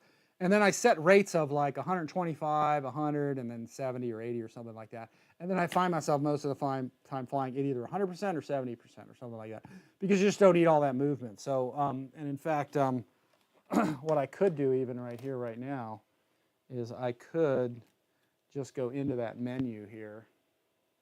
And here, let's do this. Let's go, let me see if I can show. No, that's going to be hard to do. Let me try a different mode on this. I think I got another mode I can use without screwing stuff up. Let me try this real quick. Oh, T-bar's not finished. Okay, there we go. No, it didn't like that. Let me go menu. No, I'm not going to go to that. All right, is this still working? Yeah, all right, we're still good. Let me go back to here so you guys can see the flight controls. Okay, right there. I guess you guys can still see those controls okay. Yeah, let me do this. Let me raise the table a bit and come up a little more. There you go. Oh, wow, that's psychedelic there. That's confusing me even. All right, well, anyway, you see I got elevator. There you go. And I got aileron. Okay. So if I go into the rates on this deal, let's see. I'll go into Dual Rating Expo. Let's go to aileron. Okay. We'll click on that. Actually, I'll leave that alone. I'll go here to rate. So I'll dial 125%. Hang on a sec. Let's do that. Before I do that, let me go back to 100. Kind of got ahead of myself there. Okay. What I'm going to do is I'm going to set this up. I'm going to go. No, let me get that in there. I'm going to go to the switch. Okay. I'm going to assign a switch first. So I want my aileron to be this switch right here because that's what I like to use. So I'm going to flip that. It assigns it to F. Okay. So it is. I'll push the button. Now I'm assigned switch F. So I've got high, medium, and low. And you can see that right down here. Okay, it keeps moving high, medium, and low. Okay, so in the high mode, I'm going to use 125. That's usually what I set. Mid, 100. Okay, I hope I didn't block that. Low, I'll put 70. Okay, so when I do that, oh, that's 71. Got to be precise. So you can see at full travel, see how much movement I have. At medium, I've got this. At low, I've got that. So at full travel, that's a lot of aileron. I don't know that I really need all of that. But so, and in fact, I probably will roll it through the roof. And I'll play with this. I don't want to say that this is exactly how it is. But look at all that elevator, for example. Elevators where it really counts. So like if I go to, here, let's go to this. Let's go, if I go to elevator, okay, right here, click and go elevator, and then I'll assign a switch right down here, okay, right there. I'll press that and I'll activate, I'll assign it to this switch right here, which is C, okay? And it just made it C right there. I'm not sure if that's focusing exactly, but so anyway, and I made that switch C. So now what I'll do is I'll go to my highest switch position. I'll put in 125% travel. I'll bump that all the way up. Mid, I'll go to 100. Low, I'll pump that down at 80. I'll go look at my one of my old memories here for this and see what it is. But you can see now at 125% travel, look how much elevator it is. That's like a 3D plane, you know, elevator, and you don't really need all that. So at 100, you got that, and even at 70, you have quite a bit. That's way too much for like high-speed flight. But I'll leave those rates the way they are, okay? And what I'll do is I will go instead to an inner hole on that. And that way, when I go to an inner hole here, I can actually use 100 or 125 and get kind of maximum throw out of that servo. And I have finer control, and that's called resolution. That's called greater resolution. So, you know, that's what I usually do is try to get on an inner hole, closer inner hole, go to a farther travel and get it as close to 100% as you can. If even going over is fine, but going down, you start losing kind of some of that resolution. So let's see. I think they just searched. Yeah, all right. Let's see. Shadow Up said I reported and blocked it too. So yeah, thanks for doing that. A bunch of guys, Ray and Shadow, went ahead and reported those guys. Good idea mentioning control horns. Yeah, the servos will. That's holy monkey. Servos will have better torque. That's the other thing too. When you go in on the hole, the servos are torqueier. They're stronger. Okay, so. But you also get better resolution, you get better fine control. As you go farther out and you reduce on the end of that horn, as you go farther out on that thing and you reduce your travel, you end up with sort of a ratcheting effect where the control input or your control resolution from your stick to your surface is more ratchety. It's less smooth, so and it flies better when you go in. With better resolution. So let's see. Servos have better torque when you move the arm closer. Yeah, it's true. Let's see. So differences between V2 and V3 are flashing navigation lights, gray canopy, yes, and stabilizer and fan. The fan's a new fan. It's an 80 millimeter. It's their newest one, but it's also a 36 millimeter 2000 kV. So it's a bigger motor can back there. It's got its own cooling fan to cool it back there. And it's just a newer design motor, bigger motor, slightly lower kV, but torqueier. So, and it's got that cooling fan on the back and all that stuff. So, new power system basically. So, one of the other channels I watch has the same bot do this. Yeah, it's probably someone searching around just causing trouble. So yeah. I'll have to make somebody a moderator because sometimes I'm doing stuff and then somebody's putting all kinds of foul junk in the chat and stuff. So, yeah, so I definitely don't need that. So, all right, guys, I think we're going to close it out. Oh, yeah, I got to get the Gripen out, too. Actually, you know what? I did want to show everybody something real quick before we go. Let me see if I can do a, let me lower this down real fast. Let me take this out of here. I just want to show you the burner on this darn thing. This thing is cool. I put a burner inside this JAS Gripen, this FlyFans Gripen. Here, let me see if I've got, let me see, I was going to put, oh, here, let me try this. I think I can put this plane over here to do this. Let's try this. I'm running out of space quick. All right, let's see. Let me see if I can throw this thing right here. Nope, let me get this out of the way. All right, fall potential is just increased here, so let's see if I can get that without messing up that SU-27 back there. See if I can get that on there. Yep, we're good. And I'll pull that back off later. But here, I want to show you guys this. Look at this. This is the Gripen. I'm just getting the flight controls tweaked out because I'm making a couple changes, some stuff factory-wise I didn't really like. But let me put, and I'm changing that. So we're going to be getting this out to fly here soon, too. So let me raise this up. I put in, from the last time we did this thing, this Gripen, and this you can get at Turbines RC. I put a KMRC burner in, and the thing really lights up. And I thought I would show everybody that. Let me back out of this thing real quick, and let me see if I can light this for y'all, because it's pretty impressive. And I think part of it too is that this cone on the back is like inside it's sort of a bronze. So, and I think the light really kind of makes that kind of stand out. So let me just go find the model memory for this, which is really right at the end. There it is. JAS Gripen. Anytime I got something with canards, I just don't rush it out to the field, especially since the control setup, the stock, I thought it needed some adjustment, and I'll talk about that when I fly it. So, okay, so our main menu again. Let me go, that's off. I think I got it on a separate channel, gears down. Okay, let's see if we can light this up for everybody, because I just want to show this off. Because like I said, KMRC does make a really cool burner that installs very simply, and it's very inexpensive. And in my mind, it's just cool. So let me get this plugged in, throw this in place. All right, gears should be down. Let's see. I'm gonna light the burner for y'all. As we looked at, well, last time I didn't have the burner and I was going to, but I slapped it in there. Let's see if that'll light for everybody. There we go. There's the burner. Check that baby out, okay? Now that's at a low glow. That's just at idle, okay? And I think I separate channeled it. Yeah, did I do that? Yeah. See how bright that gets?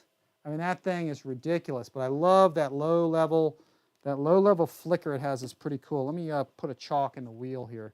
I got this wheel chalk just to help keep it from rolling around. But check that burner out. Let me kill the light.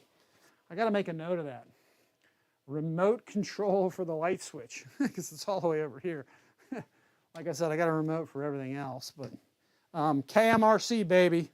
Really nice, really nice burner. Try to let y'all see that.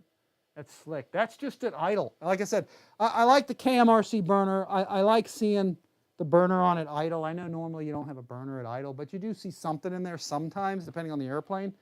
So, and in this case, I like having that low dim burner. And then when you light it up, it starts getting a little brighter. Here, it's going to come on. I have mine come on about quarter throttle, and then it gets really bright, okay? And it gets super bright. Now, you don't want to light it up too much. When you have it at idle, it doesn't get hot at all. But it needs airflow. In fact, all these things need some airflow over them and stuff. So this light is driving me nuts. Let me, I'm going to block that or something. Oh, here, let me do this. Sorry about that, guys. Yeah, having some issues with that. Let me get that out of there. Let me go that in there. It detected low light, so my upper light is coming on there, so it's driving me nuts. But yeah, you need airflow over the burner to keep it from melting. Okay, so you can light it up a bit like this, but don't leave it there too long, because you will burn it. You can burn these things out, regardless of whose afterburner it is. You got to have some flow over it. So let's see. Let's get that going. I can't wait to do some high alpha with this thing. It's a really nice, nice little jet. So, but yeah, as I ease it in about quarter throttle, like I said, that's where mine gets brighter, and then it gets super bright. So here, let me get a rear shot of that. Yeah, there we go. We're right on there. Let me light that up. Boom, boom, boom. Look at that. Oh, yeah. So it even shines through the paint. So it's ridiculous. So I'm pumped to get this going. And again, this is the KMRC burner. And oh, yeah, there's another. All right, let's report them. Getting reported. Yeah, some strange person there. Let's see. Let's remove. All right, now let's do that. Here, let's go. Here, view the deleted message. I did a remove instead of a report. Yeah, somebody's got nothing else to do. So let me just take that out of there, out of the chat. Let's do that. Yeah, I got to stop and do that. I got to make somebody a moderator here. Okay, it did away with that. Let me see. Report. Yeah, there we go. They're back. They're back. It's like somebody's got nothing better to do, man. It's unreal. Let's see. Report all that. Yeah, there we go. Okay. All right, thanks. That's great. I got to do that. All right, wonderful. Let me just report. Yeah, I got to make somebody a moderator. Report. Yes. Okay, great. There we go. Show. Yeah, there he is. All right, Craig. I'll make your. It actually blocked your message, but I approved it. So yeah, you're good to go, man. Yeah, somebody's in there again. Well, if anybody wants to volunteer to be a moderator, I might pick somebody here. I'll probably choose somebody. If anybody wants to be a moderator, I might make somebody kind of a regular person. I was actually going to see if Mike Bird wanted to do it. I don't know Mike, but he's here all the time, so he's probably a good guy to moderate. So I got to find somebody who's here often. So let's see. Yeah, that's cool, man. KMRC, baby. Again, I got links below if you guys buy one of these. Use my link, it supports the channel, but that's a nice burner. So, all right, let me unplug it before I burn it out because I'm having too much fun with it. You know, it's always cool to light stuff on fire. You know, it's one of the fun things to do is when you can intentionally light stuff on fire, and it's cool. All right, one more time. There it is. Yeah, baby. All right, let me kill that, and let me go get the light back on. There we go. Yeah, the burner. Ah, my hand burned. Burned my hand. All right, we'll get that going. And that is it, guys. FlyFans, JAS Gripen. JAS Gripen, I guess it is what you're supposed to say. Okay, let me unplug that. But look at that cool burn. See the cool burn it's got? It just sits there like it's a low candle burn. I really like that, and it's nice to see it. I like to see the burner, like I said, all the time. I like to see some fire coming from there at all times, because otherwise, why you got it in there? Things going by at half throttle, you don't see anything until you go above that, and the plane's going by so fast, it's hard to see it. And for filming purposes, I like to come on at a lower setting so I can see the thing, you know. So real nice though. Let me get this back on the stand. But yeah, nice plane, guys. We'll be getting this rocking and rolling real soon. Real nice profile on the model. Very cool. I just want to get my controls set up right, and so forth. So we'll get that. Yeah. We'll get that going soon. So anyway, all right, we got that all unplugged, and we'll get our Futura V3 back up here, and we'll get this out to the field as soon as we can. So, all right, guys, anybody else want to chime in or any other questions? Does anybody want to throw out anything else there? I can always answer questions or try to show you guys, you know, some stuff. Let's see, Jackson said, I will roll them out. Next smoke system. Yeah, next is smoke system. That's from Dennis Matovich. Yeah, I'd love to see a good smoke system for electric. I don't know what they'd use to make the smoke with, but you know, normally if smoke's coming out of an electric plane, it's a bad thing. So, you know, once you let the smoke out. So, all right, we still got 46 guys here. Can I answer any questions, or does anybody else want to see anything in particular? Like I said, guys, big news. FMS model is open. I'll even make it bigger once again. So if you guys want to order one of these or other planes, you guys can do it, you know, direct from FMS model now. Let me lower this thing, and I'll get my camera down too. Look at that. I'm doing both simultaneously. That takes some skill there. Look at that. Yeah. All right. So we can get that down. Yeah. There we go. So I can sit and kind of have a decent thing. I've got a box. Actually, hang on. I got a box here blocking my screen. I'm probably going to keep this Futura box in case I need to mail the plane ever somewhere to go fly it. That's, like I said, cool thing about a plane like this is the box fits in it perfectly, and or the box, everything fits in there, and it assembles with screws. You don't have to glue anything, so you can always put it back in the box and send it somewhere if you have to, and have your receiver and everything all set up and good to go. You just got to make some connections and put 10 screws in. You're good to go. You could do that, but I don't do it. But let's see, Smoking Booty from Jono Edwards. Let's see. But anything else you guys want to see, please shout it out. Like I said, FMS is open here in the USA. I will throw their website back up here so you guys can check it out. Okay. I'll try to, let me do a little bit of pan in here. Actually, I can go this way with it and kind of show just about everything in there. So here, let me light that up. And actually, you know what? I'll give you guys, since y'all are still here, I'll give you guys a sneak peek, a preview of the video that we're going to launch.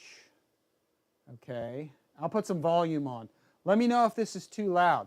This is loaded up. It's just not fully live yet. But let me see if you guys can hear this okay, or if there's a problem. I got some volume on it now. So this is the K-8 unbox assembly setup flights that we did. We assembled the airplane all in one go, right at the field, put a receiver in it, went out and flew it. So let me know how the sound is on this. This is me and Gavin flying it, so it might be a little smoother now. It was a little choppy before when I was streaming it, but let me know how your volume is with this, guys.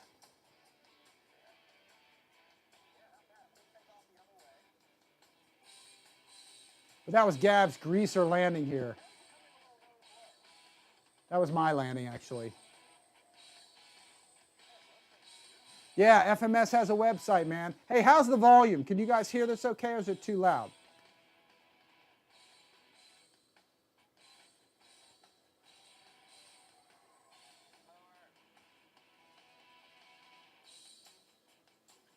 That's Gavin causing trouble. This is a real nice landing he does. Check this thing out. He greases this in.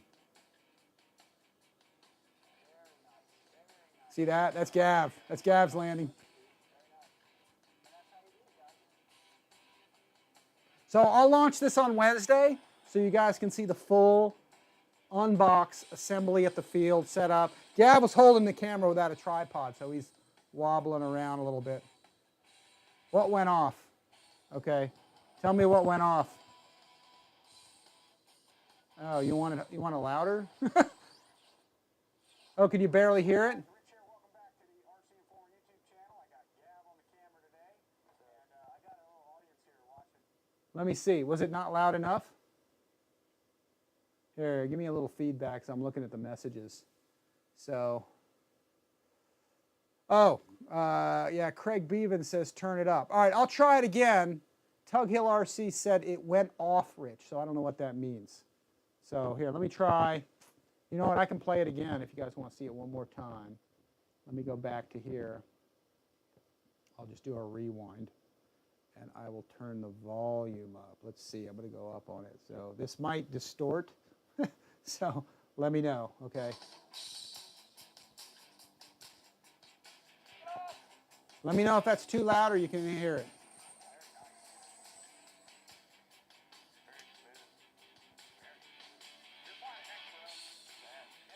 Craig said lost the video also. Which video did you lose? Let's see.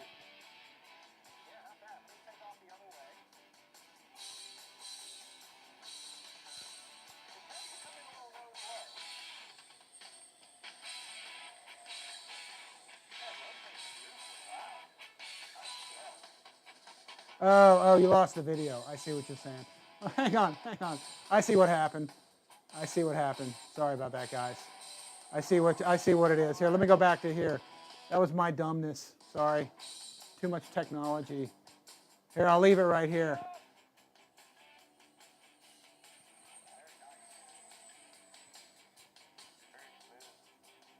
Now, let me put my phone on and I can see what you guys are saying, I think. Let's try that.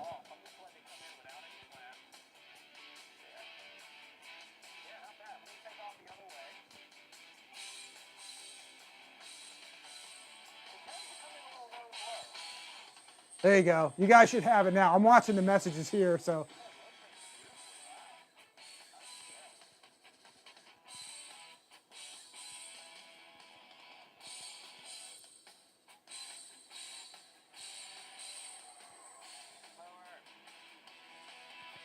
That's my inverted pass there.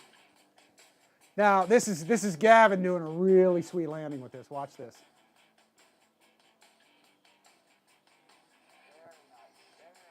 Yeah, that's awesome. Might be a little choppy, but hopefully you guys are getting it here.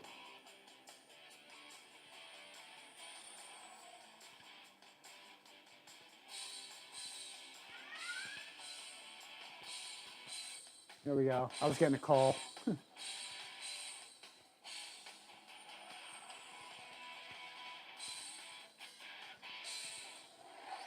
All right, guys, that's it. So you guys will see this. I'm going to launch this, a bit more volume. See ya. Fred Katz is on the way out. This is what we got going on, folks. I'll lower the volume here. But you can see here, we did a full unbox assembly, you know, setup, and we did this right at the field, so you guys will be able to see all this stuff. I'll launch it probably on Wednesday so you guys can watch it, so kind of stay tuned. But it shows you coming out of the box, going together, 6 screws, put your landing gear on, get your receiver on there and go. We flew it. We did 2 flights, full flights on it, so it's pretty sweet. So check it out at Turbines RC. I do have Turbines RC links below if you guys get one, so appreciate that. And that is it. I'm going to lock that up. I'm going to freeze that. So there we go. Let's see. I'm listening. I have volume coming in from all over here. Let me pause that.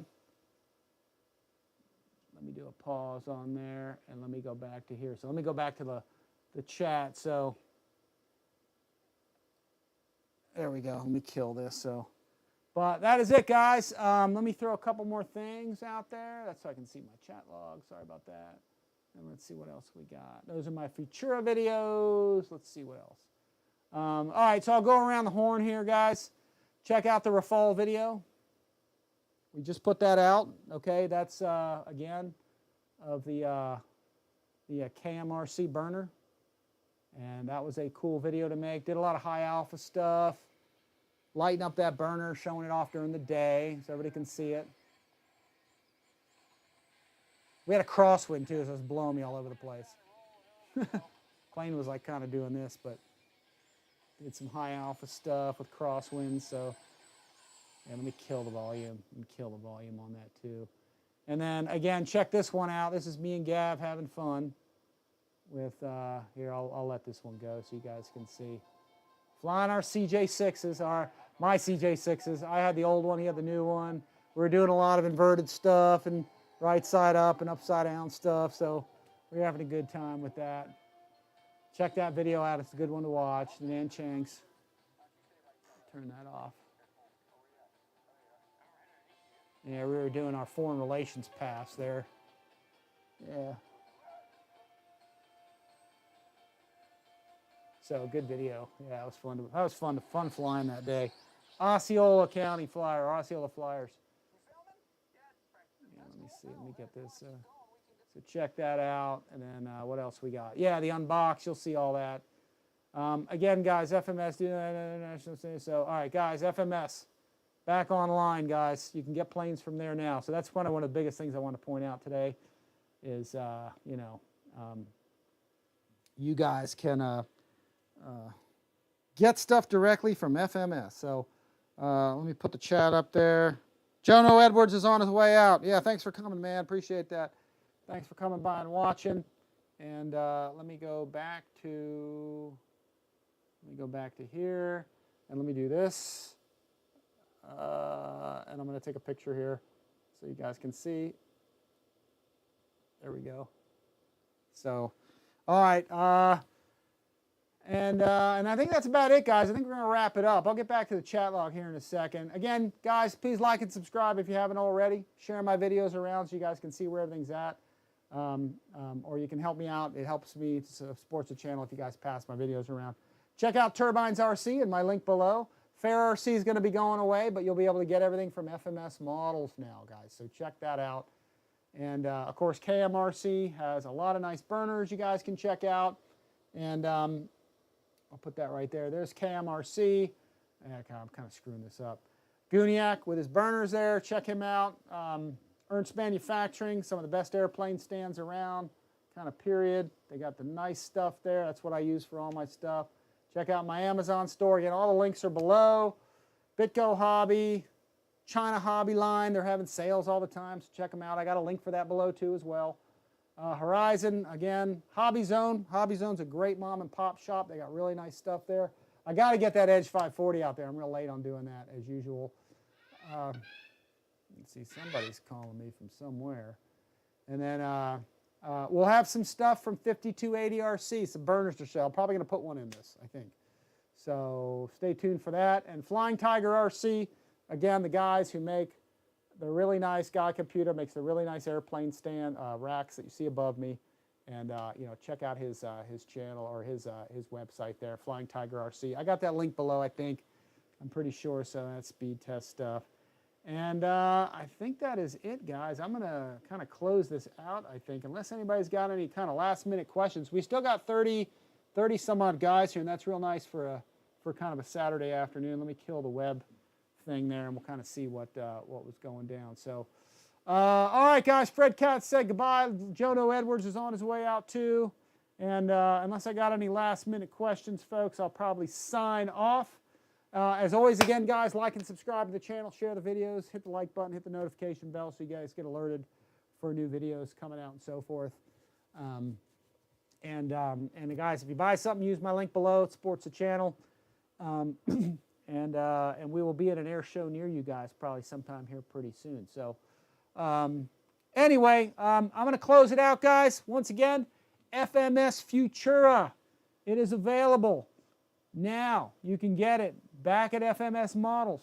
Okay, FMS is back. You guys can buy direct. It's pretty sweet. I'll throw that up there so you all can see that.